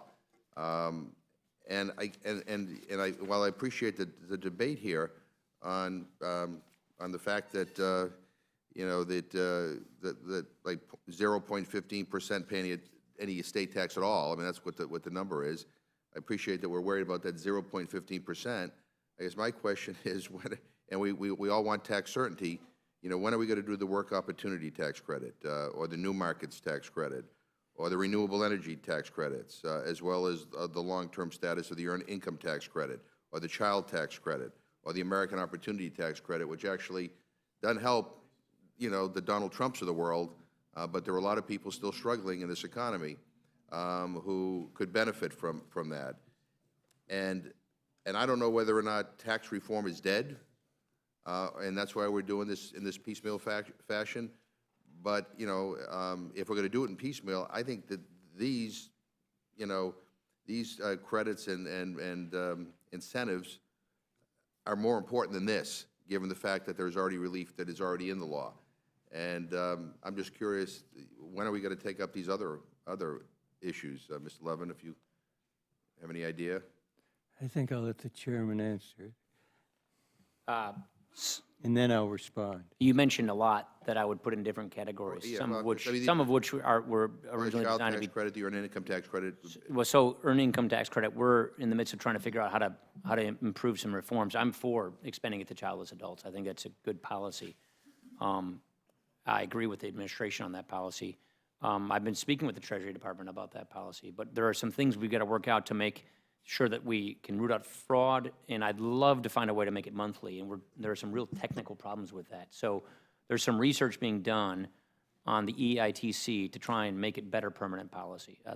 So I can go through every one of these issues and give you an answer for where they are and the status of them. Some of these things, like the energy ones you mentioned, those are never meant to be permanent. They were always meant to be temporary. Some of the other ones that were in the stimulus bill, those were only meant to be temporary, timely, and targeted, if you recall. Well, So a lot of these were never meant to be Right, permanent. but those that are actually aimed at helping people get out of poverty, I mean, I guess my question is, why does this take priority over those? We're bringing lots of different bills to the floor. I wouldn't say a bill takes priority over others. I would simply say that this is what we're bringing to the floor this week, just like we've brought to the floor many other bills. Some of them aren't ready yet, like EITC. We don't think that one's ready yet. So when we have that ready, we'll find the right vehicle. Well, I guess my problem with what we're doing here, and Mr. Levin, you can comment, is that, I mean, you say it's ready, but, I mean, we have a veto threat. So even if, you know, the new majority in the Senate decides to embrace a total repeal of the estate tax not paid for, and they send it to the White House is going to veto it. I don't think anybody realistically believes that the votes are there to override the president's veto. So we're going through this exercise in futility, if you will, when I think our time could be better spent on trying to, you know, figure out what we agree on. You don't have to agree on everything to agree on something. There's something that we agree on, we ought to do. But Mr. Levin, I don't know if you have any. No, just quickly, I think your point is so well taken. You know, we don't bring up new markets. We don't bring up work opportunity tax credit and make them permanent. There's uncertainty, and it reflects priorities. And and they're not the right priorities. And maybe it gets to Mr. Ryan's point where we have fundamental disagreements between the parties as to where, you know, who needs the relief the most, you know, and what our priorities should be. But you know, if someone wants to make an argument that you know, estates beyond, you know, $10.8 million, we need to go beyond that because of the high cost of land. I don't know a lot of people who own, you know, land valued at that, and even in my own state. But if there is, I'm willing to be flexible if we could find pay-fors.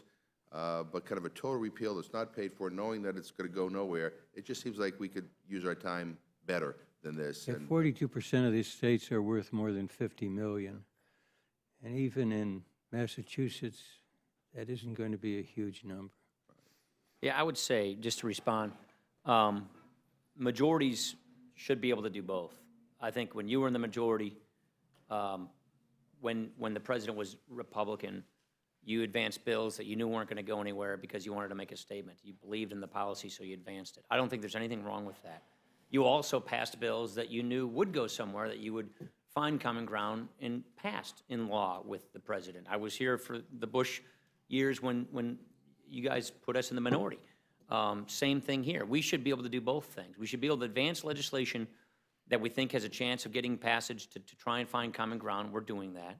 We should also have the total freedom to pass what we think is the right policy, even if there might be a veto threat, because we think it's important to declare what we believe. And I'm not we sa- believe this to be a fundamentally unfair tax. Right, and I'm not saying that you Just that don't, simple. I'm not saying you don't have the freedom to do that. I'm just saying that given the challenges that this country faces right now, with issues ranging from, some of the tax incentives and credits that help some of the poorest of the poor, to immigration reform, to the fact that we can't even get the majority to bring an authorization to the floor with regard to these wars. It seems to me that those, given the challenges that we face here, I think our time could be better spent doing something else. Each of us have different constituencies, different I represent Wisconsin rural areas, small town areas. I represent a lot of small towns as well. We have different districts, and we do have people and farmers, and especially family businesses, that do get hit by this tax, that Well, then, complain a lot about it. And so- let's figure out, what's a fair kind of compromise. Is something in between an all-out repeal. It'd be great to see the Senate in conference and hammer it out. Well, you're a party now, so you can, anyway, yield back my time. Thank you, Mr. McGovern. One minor little observation. It sounds like we're hearing do as I say, not as I do. And also, when the Democrats had the House and the Senate and the presidency, a lot of these things that are now being talked about that should be being done were not done. Well, we tried. Mr. Stivers. Thank you for yielding. I'd like to thank both the chairman and the ranking member, pardon my voice, for your time here and laying out your positions on the bill. I really appreciate that. The gentleman from Massachusetts just said, Mr. Chairman, that the exemption on the estate tax is $10 million. And in Ohio, we live by a rule, till death do us part. Maybe in Massachusetts, they take their spouse with them every time. But is the exemption $10 million or is it $5 million a person? So how many spouses die together? Do you know, Mr. Chairman? Because in Massachusetts, maybe it's everybody. Do spouses generally die together?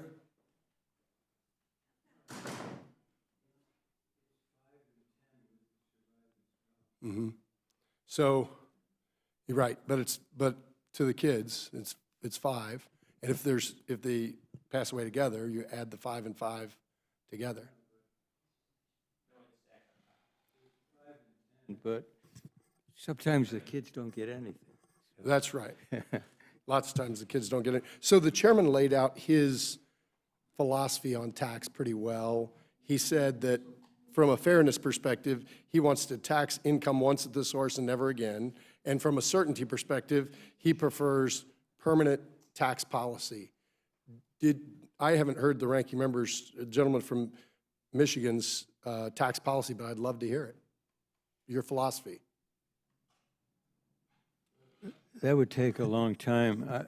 But look, we started off, just to make this brief, having working groups, Chairman Kemp and I, on all of these subjects, and they were productive, I think. But at that point, the bipartisanship stopped, and the chairman decided to proceed with his tax package. And as I said, I think to his credit, it was responsible in terms of being paid for. And the trouble with this, in part, is it's totally unpaid for, permanent, and I think in that sense is contrary to tax reform.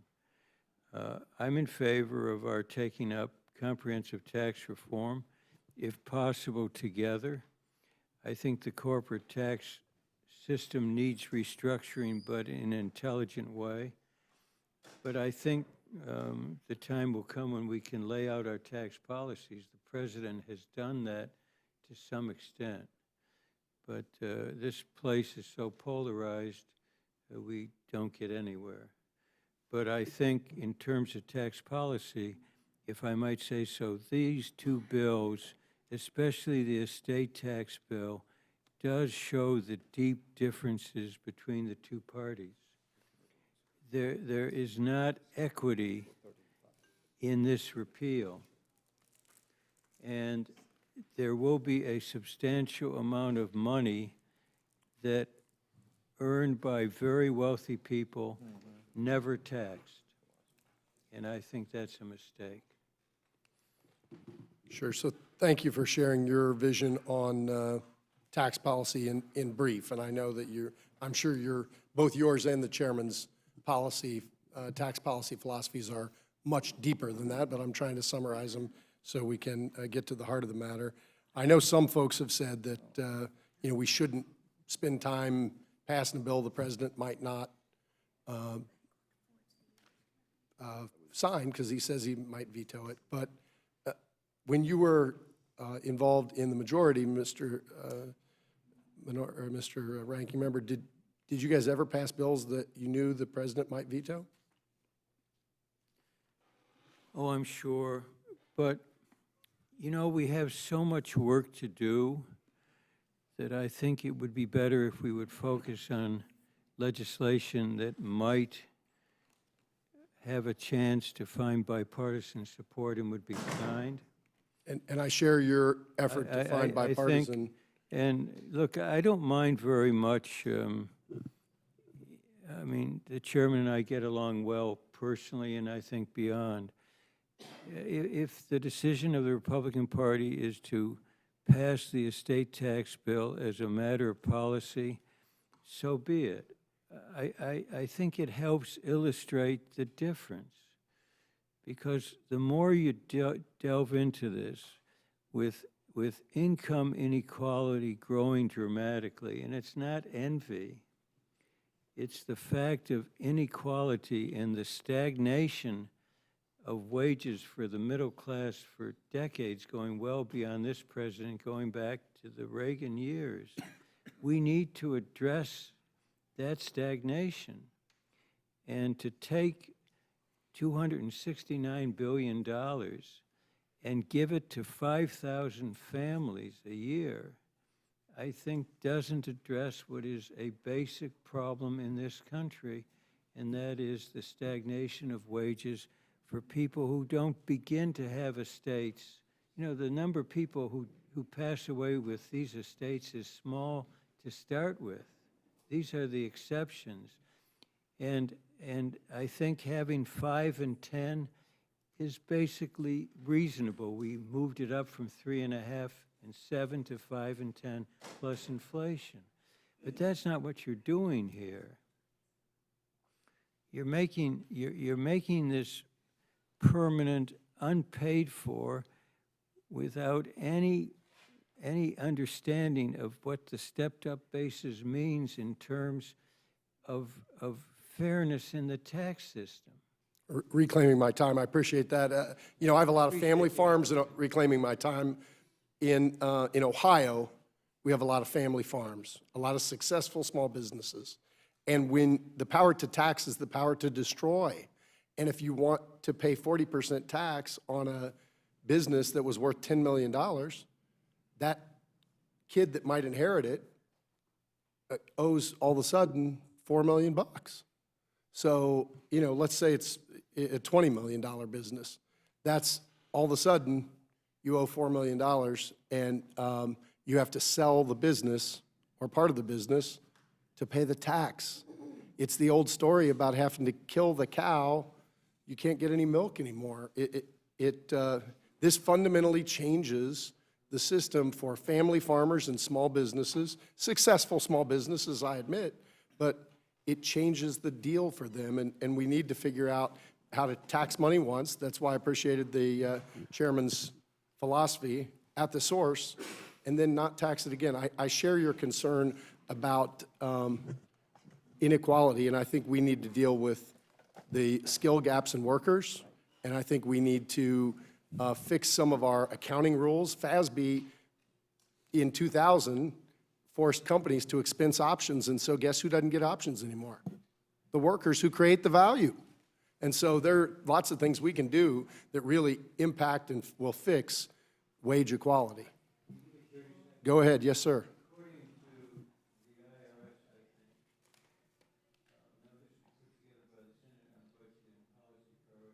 That's a little different than the IRS.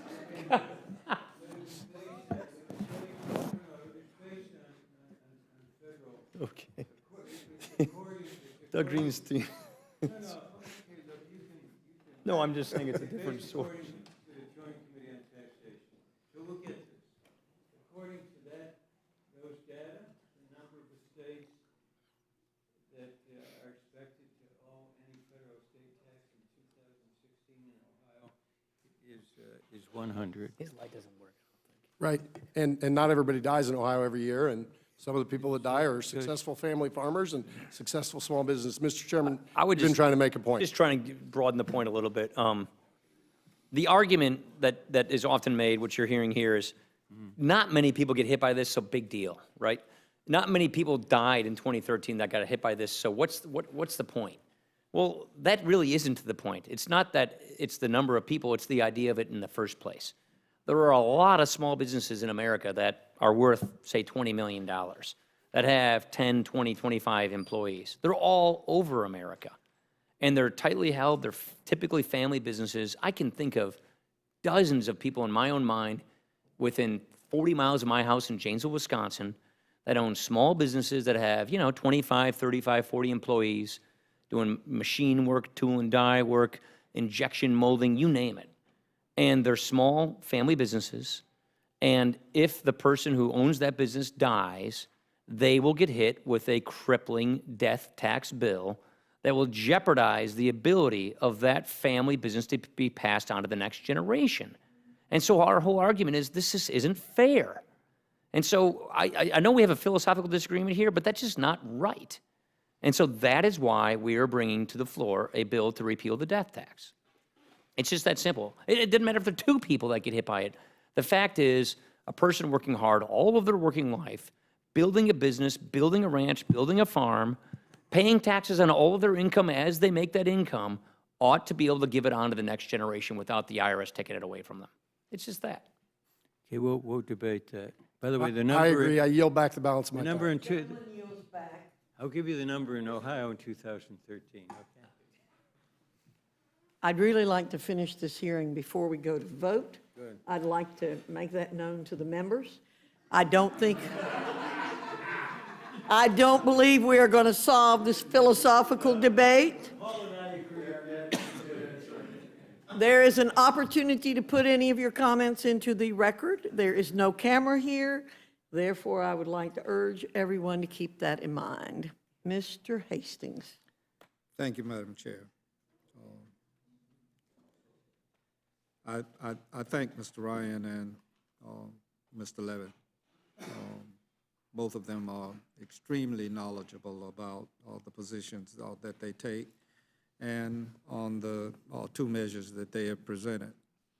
I will be uncharacteristically brief, not because of the admonition of the chair, but because I just don't think after listening to this debate for 22 years that there's very much more that I can add to the differences ideologically with reference to the matter. I do have one question, Chairman, maybe two, but certainly one, is does the measure before us, H.R. 1105, add over a 10-year period, as the Joint Tax Committee has, according to them, $269 billion?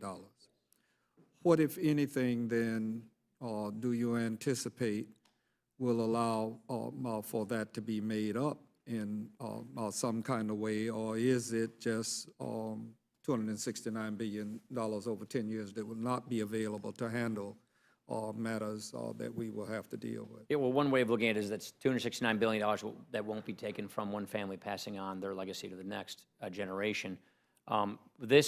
Let's just say this passes, that would be I feel that this will pass the House, and I don't know where the Senate is going to go on this or not, but if this were to come to being legislated, then let's put it in the context of the kind of tax reform. We're looking at doing some tax reform this year. I'd love to put this in the discussion with the broader context of tax reform.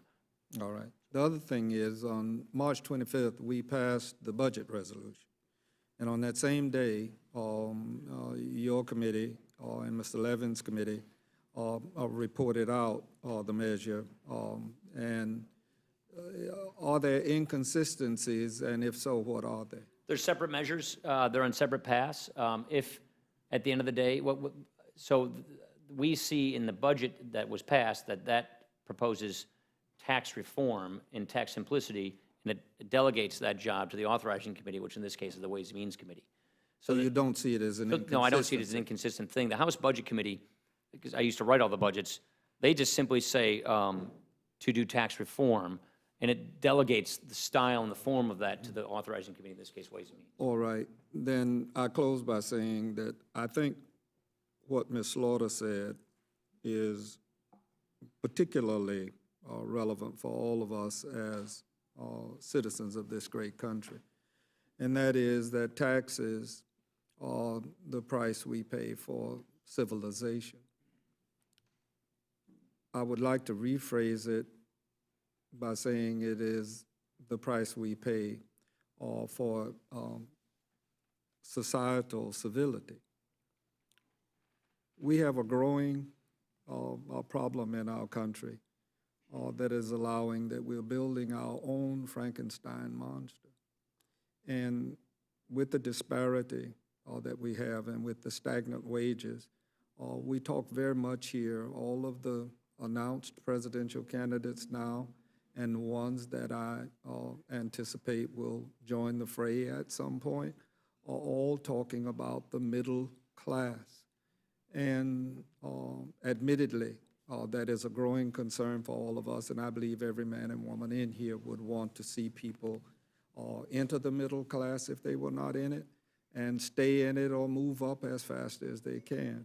But the troubling aspect to me is how little attention is paid to the real poor and the growing numbers in our country who are not in nor likely are going to be with the present economic conditions in the middle class at any point in their lives.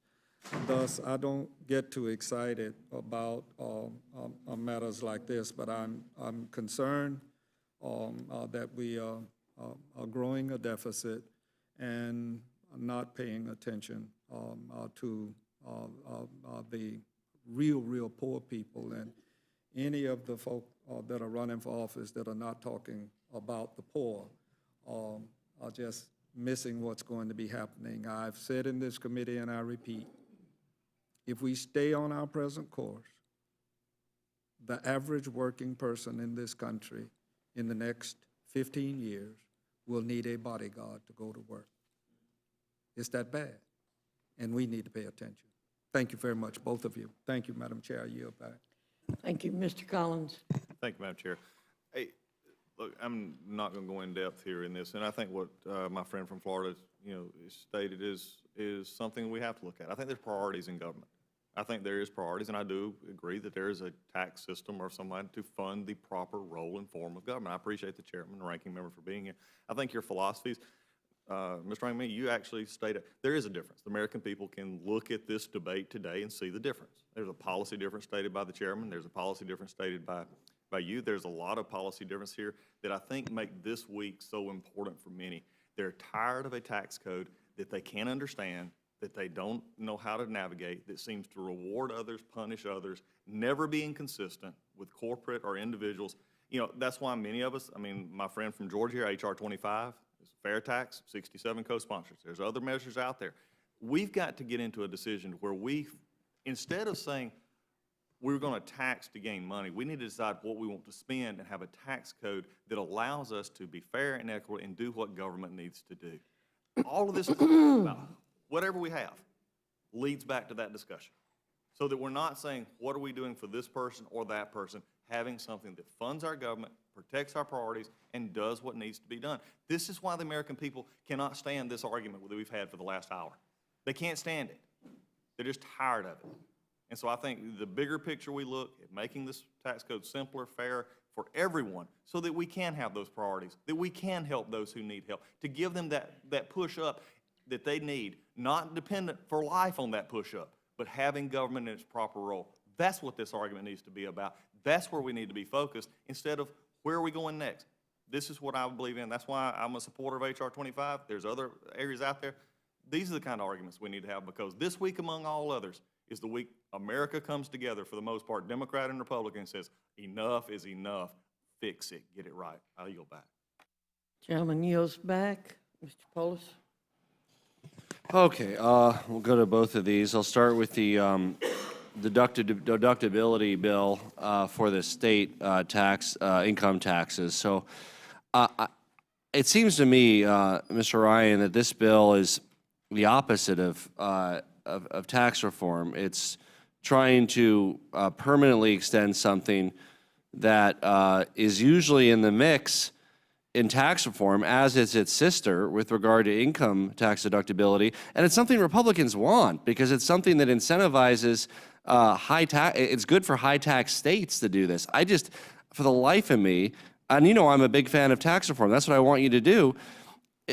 Why is this not the opposite? I mean, you're doing something that Republicans shouldn't even want to do. It's just an issue of parity, putting it on par with the income tax state. But they're both in the mix on tax reform, and they both incentivize high taxes. This doesn't preclude them from being in the mix on tax reform. Well, don't both this one and its sister for income effectively reward higher tax states vis-a-vis lower tax states? I don't disagree with your claim, but here's the difference right now. The income state deduction's permanent. The sales tax state deduction's not. So right, this makes both permanent, well, and they're both. Well, why not make the other one temporary? I mean, that would seem a lot more consistent with your priorities.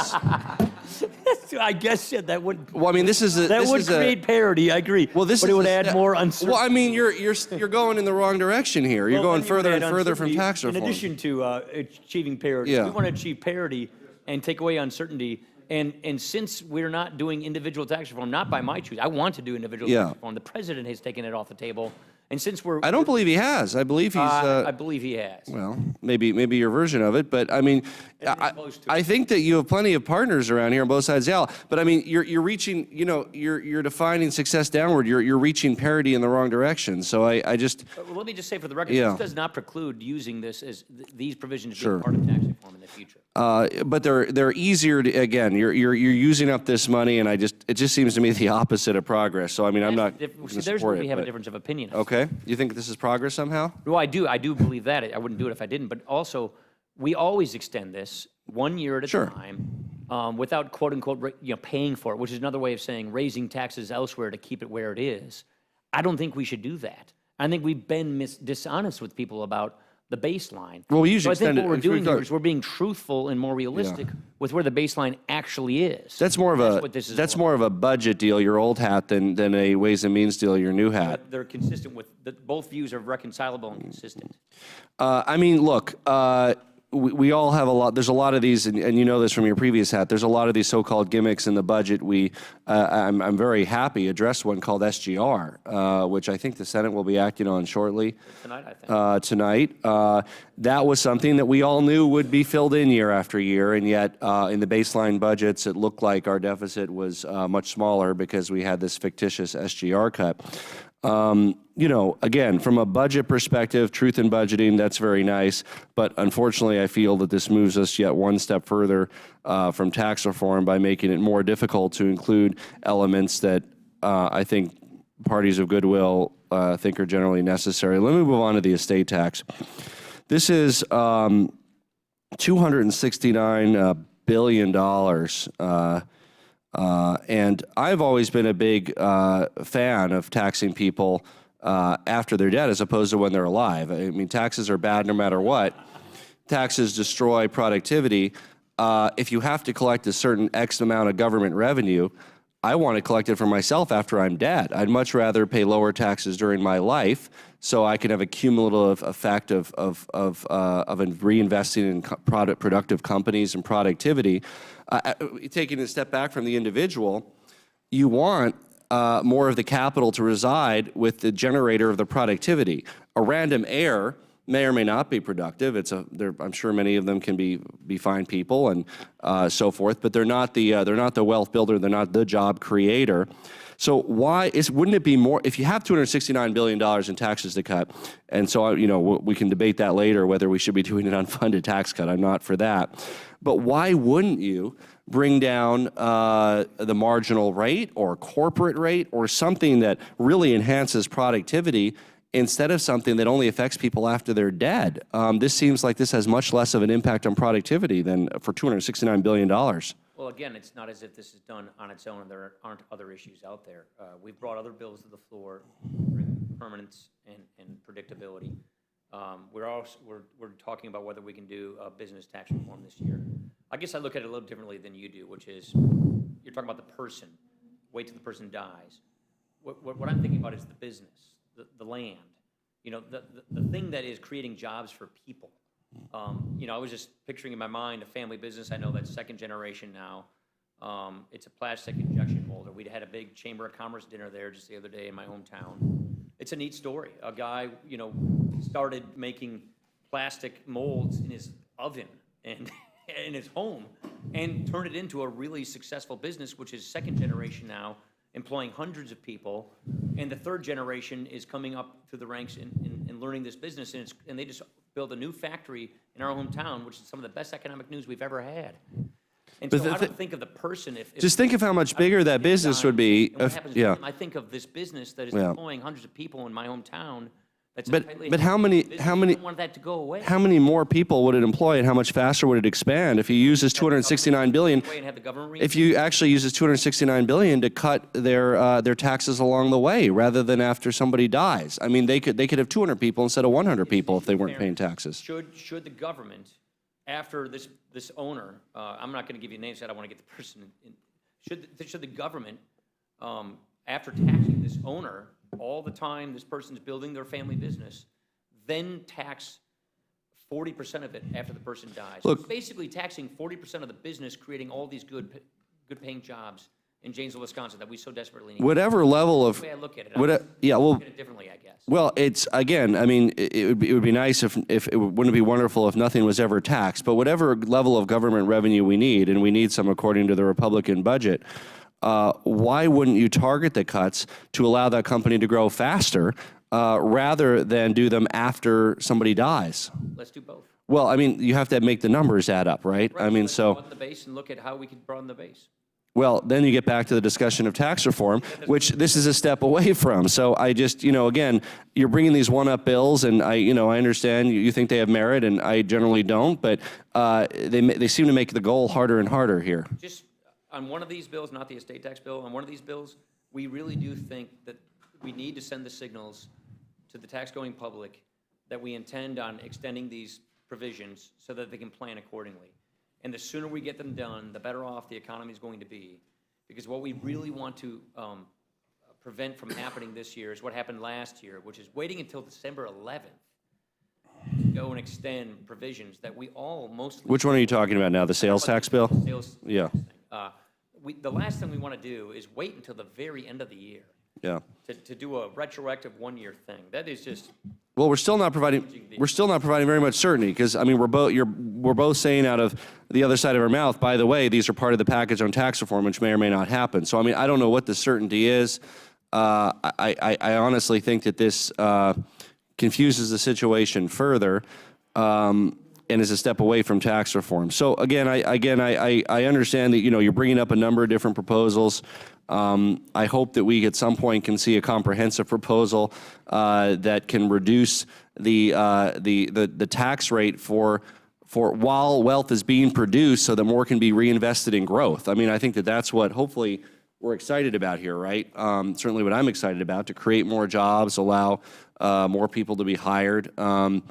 And we're just beating about the bush with these, and one seems to be dead set against Republican priorities, the sales tax one. I mean, I honestly can't figure out. It sounds like something that, if anything, a Democrat would bring forward. And then the other one, although, I mean, perhaps Republicans favor state sales taxes relative to income taxes, but regardless, you're rewarding high-tax states one way or the other. So, I mean, if that's something you want to do, fine. And then the estate tax, I mean, if you have that much to give away in tax cuts, $269 billion, my goodness, I could think of a bunch of more productive ways to target that, namely reducing the corporate rate or reducing the marginal rate that small businesses pay. I mean, that's where the productivity is. So I would hope you would look at the overall incentive. More people are incentivized to work in their lifetime and produce wealth than they are concerned with what happens after their death at that level. I mean, I certainly understand that the people that are already exempt from the estate tax tend to really want to be exempt from it because this is the money where their kids, could be they get to live, essentially. At this level,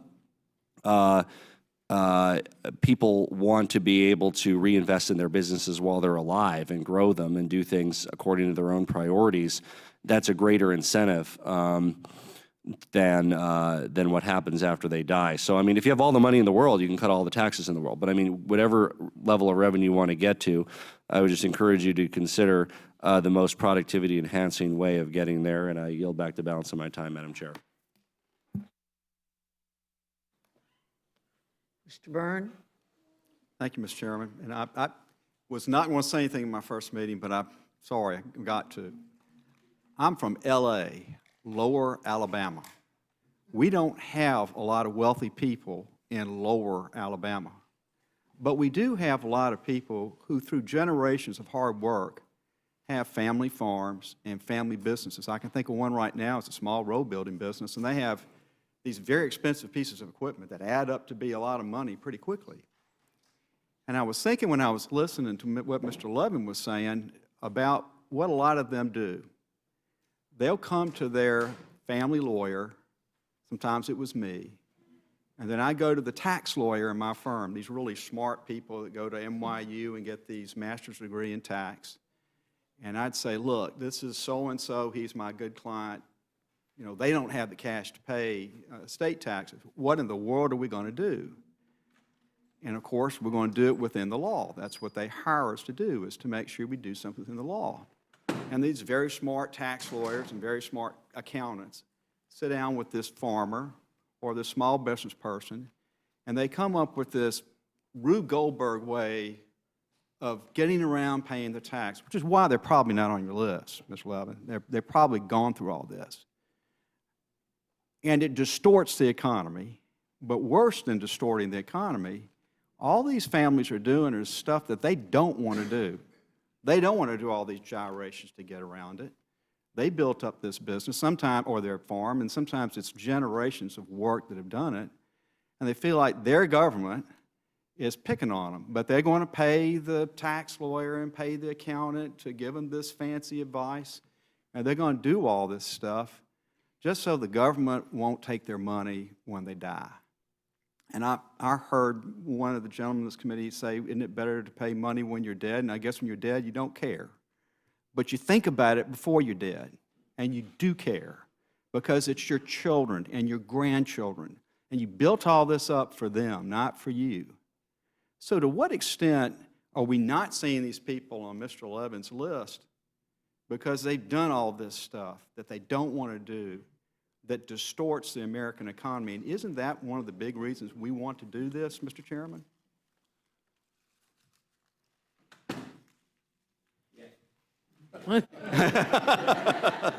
Yes. Sorry, I thought you were in there. I don't mind Mr. Levin commenting on it, but yeah, I mean, it's your committee's bill, and I assume that this is making one of the our main point. motivations for doing it. That's right. It adds a tremendous amount of complexity to the tax code. It requires businesses to contort themselves to try and avoid losing their business when they pass on so that it can be extended to the next generation. And they have to do a lot of things to circumvent it. And then there are all these tax laws, generation skipping taxes, and all these different tax laws at trying to prevent that. And so we basically are chasing this around, and for what? To tax a business that we want to see extended from one generation to the next. That's the whole point, which is why we just shouldn't do that. And that's why we're in favor of repealing this tax. Let me just answer. Go ahead, Mr. Levin. I'm sorry. You wanted to say something. I said some things to you. I appreciate this. Paul and I like, the chairman and I like these issues, so if there weren't a vote, we might stay for another couple hours. But let's not do that. We do it a lot. No, we really do. And I very much respect that. But I think we need to look at the realities. A very substantial portion of the assets in these estates are stocks and bonds. We're not sure of all the data, but a relatively small percentage are in these businesses. And that's why you have people, and that's why you have Warren Buffett and Bill Gates and a lot of other people who have this immense wealth, who think we should keep the estate tax. Also remember, close to half of the estate tax is from estates worth over $50 million. So the case you mention in your firm isn't really the reality in terms of most of this money.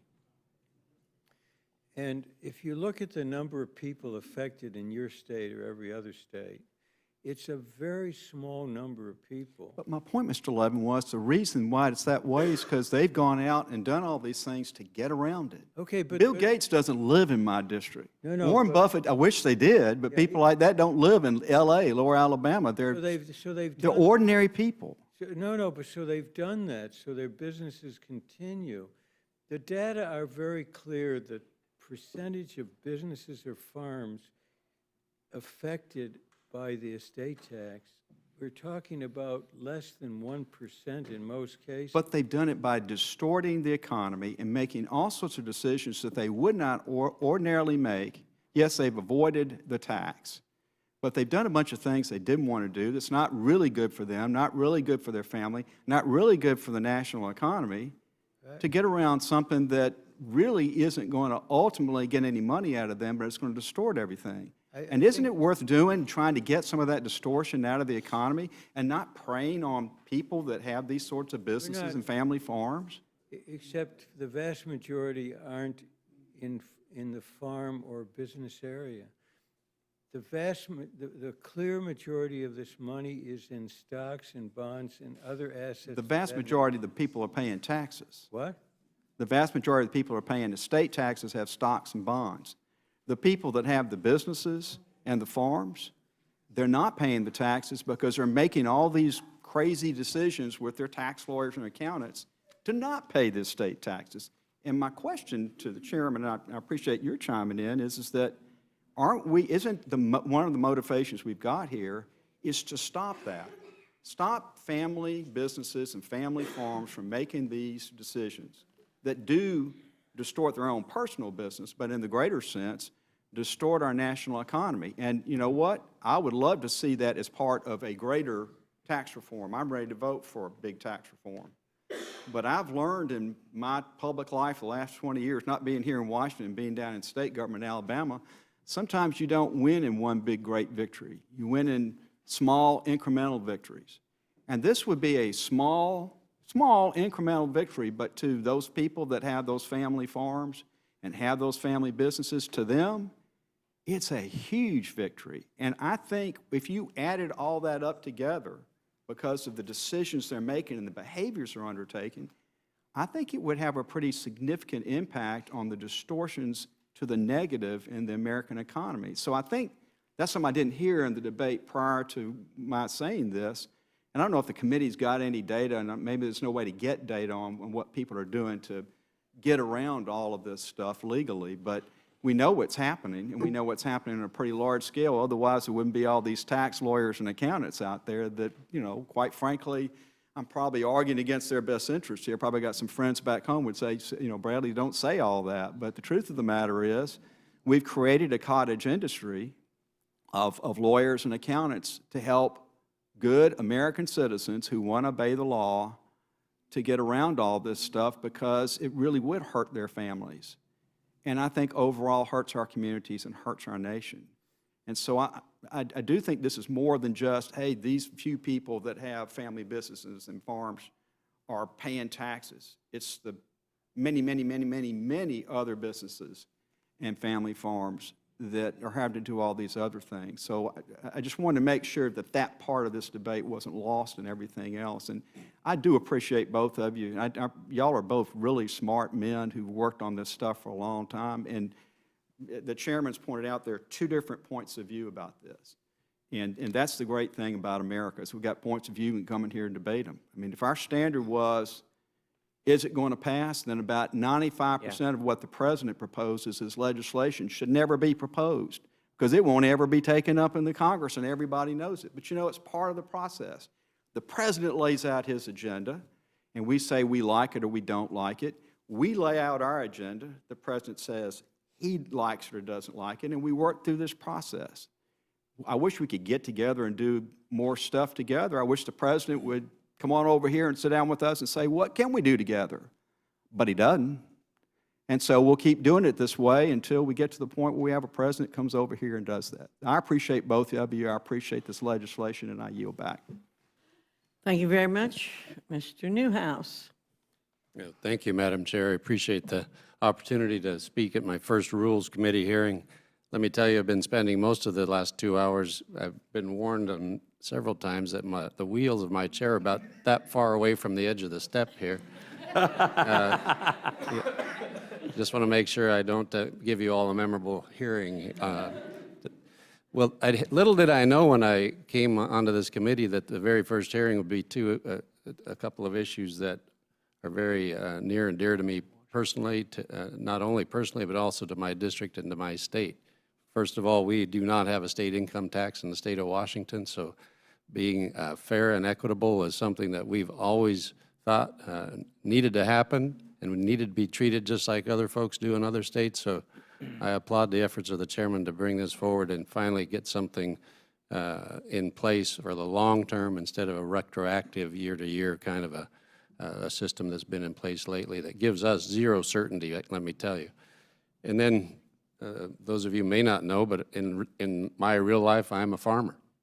And so having us address something that myself plus many of my constituents, many of my neighbors see as a huge issue, something that they worry about even though they are still living, because what do farmers want to do? They work their whole lives to be able to build something up that they can pass on to the next generation. And when you're faced with a huge bill on top of a passing of a family member that will preclude you from doing that, that's just something that I see as counterproductive for what we want to do is allow people to build the American dream. One point that is very clear to farmers, but may not be so to some of the folks that I've heard here today, even though your estate may be valued in the seven-figure number, that does not mean that your liquidity is of that same health. In order to pay some of these tax bills, you are required in order to come up with that money, because as you know, the IRS is not a very forgiving agency. You have to sell assets in order to come up with the money in order to pay those bills. And so that can lead to the ruining of many people's dreams of wanting to pass on what they've spent their whole life building up to pass on to their children. So just wanted to bring up those 2 points. I appreciate the debate. Very interesting, very good to be able to listen to very intelligent people on both sides of this issue. So thank you very much for your input. I don't really have a question, but I do appreciate the kind of comments that we hear today. Thank you. Thank you very much, and I think our two new members have made very valid points, bringing their experiences. Reasons we'd like to have you on this committee is because of the kinds of experiences you bring, and that you will enrich our debate and decision-making. Gentlemen, we appreciate you. I appreciate your bringing these bills to us, Mr. Chairman, and we did not solve the philosophical divide.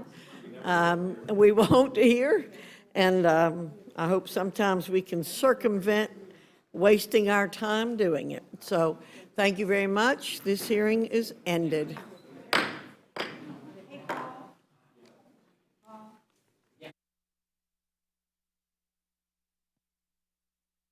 The chair will be in receipt of a motion.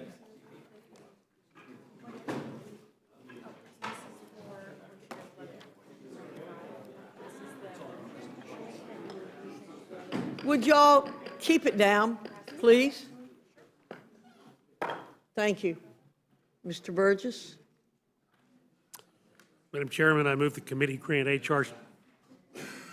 622, the State and Local Sales Tax Deduction Fairness Act of 2015, a closed rule. The rule provides for 1 hour debate equally divided and controlled by the chair and ranking minority members on the Committee on Ways and Means. The rule waives all points of order against consideration of the bill. Madam Chair, the committee's not in order. Madam Chairwoman, the committee's not in order. We're getting close, folks. The bill as amended shall be considered as read. The rule waives all points of order against provisions in the bill as amended. The rule provides one motion to recommit with or without instructions. Section 2 of the rule provides for consideration of H.R. 1105, the Death Tax Repeal Act of 2015, under a closed rule. The rule provides 1 hour of debate equally divided between divided and controlled by the chair and ranking minority member of the Committee on Ways and Means. The rule waives all points of order against consideration of the bill. The rule provides that the amendment in the nature of a substitute recommended by the Committee on Ways and Means, now printed in the bill modified by the amendment, printed in Part B of the Rules Committee report, shall be considered as adopted. The bill as amended shall be considered as read. The rule waives all points of order against provisions in the bill as amended. The rule provides for one motion to recommit with or without instructions. Section 3 of the rule provides for consideration of H.R. 1195, the Bureau of Consumer Financial Protection Advisory Boards Act, under a structured rule. The rule provides for 1 hour of general debate equally divided and controlled by the chair and ranking minority members on the Committee on Financial Services. The rule waives all points of order against consideration of the bill. The rule provides that the amendment printed in Part C of the Rules Committee report shall be considered as adopted, and the bill as amended shall be considered as read. The rule waives all points of order against provisions in the bill as amended. The rule makes in order only those further amendments printed in Part D of the Rules Committee report. Each such further amendment may be offered only in the order printed in the report, may be offered only by a member designated in the report, shall be considered as read, shall be debatable for the time specified in the report, equally divided and controlled by a proponent and an opponent, and shall not be subject to an amendment, shall not be subject to a demand for division of the question. The rule waives all points of order against the amendments printed in Part D of the report. Finally, the rule provides for one motion to recommit with or without instructions. You've heard the motion. Are there any amendments? Madam Chair, I have an amendment to the rule. I move the committee grant H.R. 1195, H.R. 1105, and H.R. 622 each an open rule so that all members have the opportunity to offer amendments to the bills on the floor. You've heard the motion from the gentlewoman from New York. All those in favor say aye. Aye. All those opposed say no. No. Roll call, please. Roll call. Mr. Sessions? No. Mr. Sessions? No. Mr. Cole? Mr. Woodall? Mr. Woodall, no. Mr. Burgess? Mr. Burgess, no. Mr. Stivers? Mr. Stivers, no. Mr. Collins? Mr. Collins, no. Mr. Byrne? Mr. Byrne, no. Mr. Newhouse? Mr. Newhouse, no. Ms. Slaughter? Aye. Ms. Slaughter, aye. Mr. McGovern? Aye. Mr. McGovern, aye. Mr. Hastings? Yes. Mr. Hastings, aye. Mr. Polis? Aye. Mr. Polis, aye. Madam Chair? No. Madam Chair, no. The clerk will report the totals. 4 yeas, 8 nays. The amendment is not adopted. Mr. McGovern? Madam Chair, I have an amendment. Before I do, I neglected to welcome Mr. Byrne and Mr. Newhouse to the Rules Committee. And let me just say, I think I speak for all of us, if you decide to quit, we certainly will not think less of you after having lived through this hearing today. But I wish I could tell you it gets better. But in any event, I have an amendment to the rule. I move the committee strike the section of the rule that self-executes Mr. Henserling's amendment. And if I could just say 1 second on this, Madam Chair. The Financial Services Committee came up with a bipartisan proposal. The Rules Committee should not step in and use this extraordinary procedure to make the bill partisan. This pay-for being self-executed by the rule is a poison pill, plain and simple. I urge my colleagues to vote yes on my motion and to keep the bill bipartisan the way it was written by the committee. The vote will be on the amendment by Mr. McGovern. All those in favor say aye. Aye. All those opposed say no. No. In the opinion of the chair, the noes have it. Madam Chair. Mr. McGovern's asked for a roll call. Mr. Sessions? No. Mr. Sessions? No. Mr. Cole? Mr. Woodall. Mr. Woodall, no. Mr. Burgess. Mr. Burgess, no. Mr. Stivers. Mr. Stivers, no. Mr. Collins. Mr. Collins, no. Mr. Byrne. Mr. Byrne, no. Mr. Newhouse. Mr. Newhouse, no. Ms. Slaughter. Ms. Slaughter, aye. Mr. McGovern. Aye. Mr. McGovern, aye. Mr. Hastings. Aye. Mr. Hastings, aye. Mr. Polis. Aye. Mr. Polis, aye. Madam Chair. No. Madam Chair, no. The clerk will report the vote. 4 yeas, 8 nays. Madam Chair, Yes, Mr. Hastings? I don't have an amendment, but I want the record to reflect that these are now the 18th and 19th closed rules, and we're on a real good course to set a new record. So noted. Mr. Polis? Thank you, Madam Chair. I also wanted to thank welcome Mr. Byrne and Mr. Newhouse to the committee. We are thrilled to have you. If you ever decide to leave, you can run for speaker or support somebody other than the speaker, and you'll be relieved of your service. But until that time, I look forward very much to working with both of you and welcome you to the committee. And I yield back. There being no further motions, the vote will occur on the motion by Dr. Burgess. All those in favor say aye. Aye. All those opposed say no. In the opinion of the chairs, the ayes have it. The clerk will call the roll. Mr. Sessions. Aye. Mr. Sessions, aye. Mr. Cole. Mr. Woodall. Mr. Woodall, aye. Mr. Burgess. Mr. Burgess, aye. Mr. Stivers. Mr. Stivers, aye. Mr. Collins, aye. Mr. Byrne. Mr. Byrne, aye. Mr. Newhouse. Mr. Newhouse, aye. Ms. Slaughter. No. Ms. Slaughter, no. Mr. McGovern. Mr. McGovern, no. Mr. Hastings. Mr. Hastings, no. Mr. Polis. No. Mr. Polis, no. Madam Chair. Aye. Madam Chair, aye. The clerk will report the totals. 8 yeas, 4 nays. The rule is adopted. The temporary chair would like to recognize the chairman who's back. Madam Chairman, thank you very much. I really want to thank everybody. I was absent today, had some work that I had to do, and I got that done. But I really wanted to welcome our 2 new members. With great anticipation, we are gaining the 2 members who will bring vast experience, including Dan represents Doc Hastings' district. So he brings that acumen with him, a strong content from the leverage that Doc Hastings had. And I just want you to know how much we welcome you. This committee will be just as much fun as you had today till the very end. But I really respect and appreciate both of you taking this assignment on behalf of our great young speaker, and I think you will do well for yourself, and I know you will for our conference in this body, and I appreciate it very much. I yield back my time. With all our business concluded, the meeting. You got to sign. Oh, I'm sorry. Mr. Stivers will carry the bill for the Republican. Mr. Polis. Thank you very much. Thank you.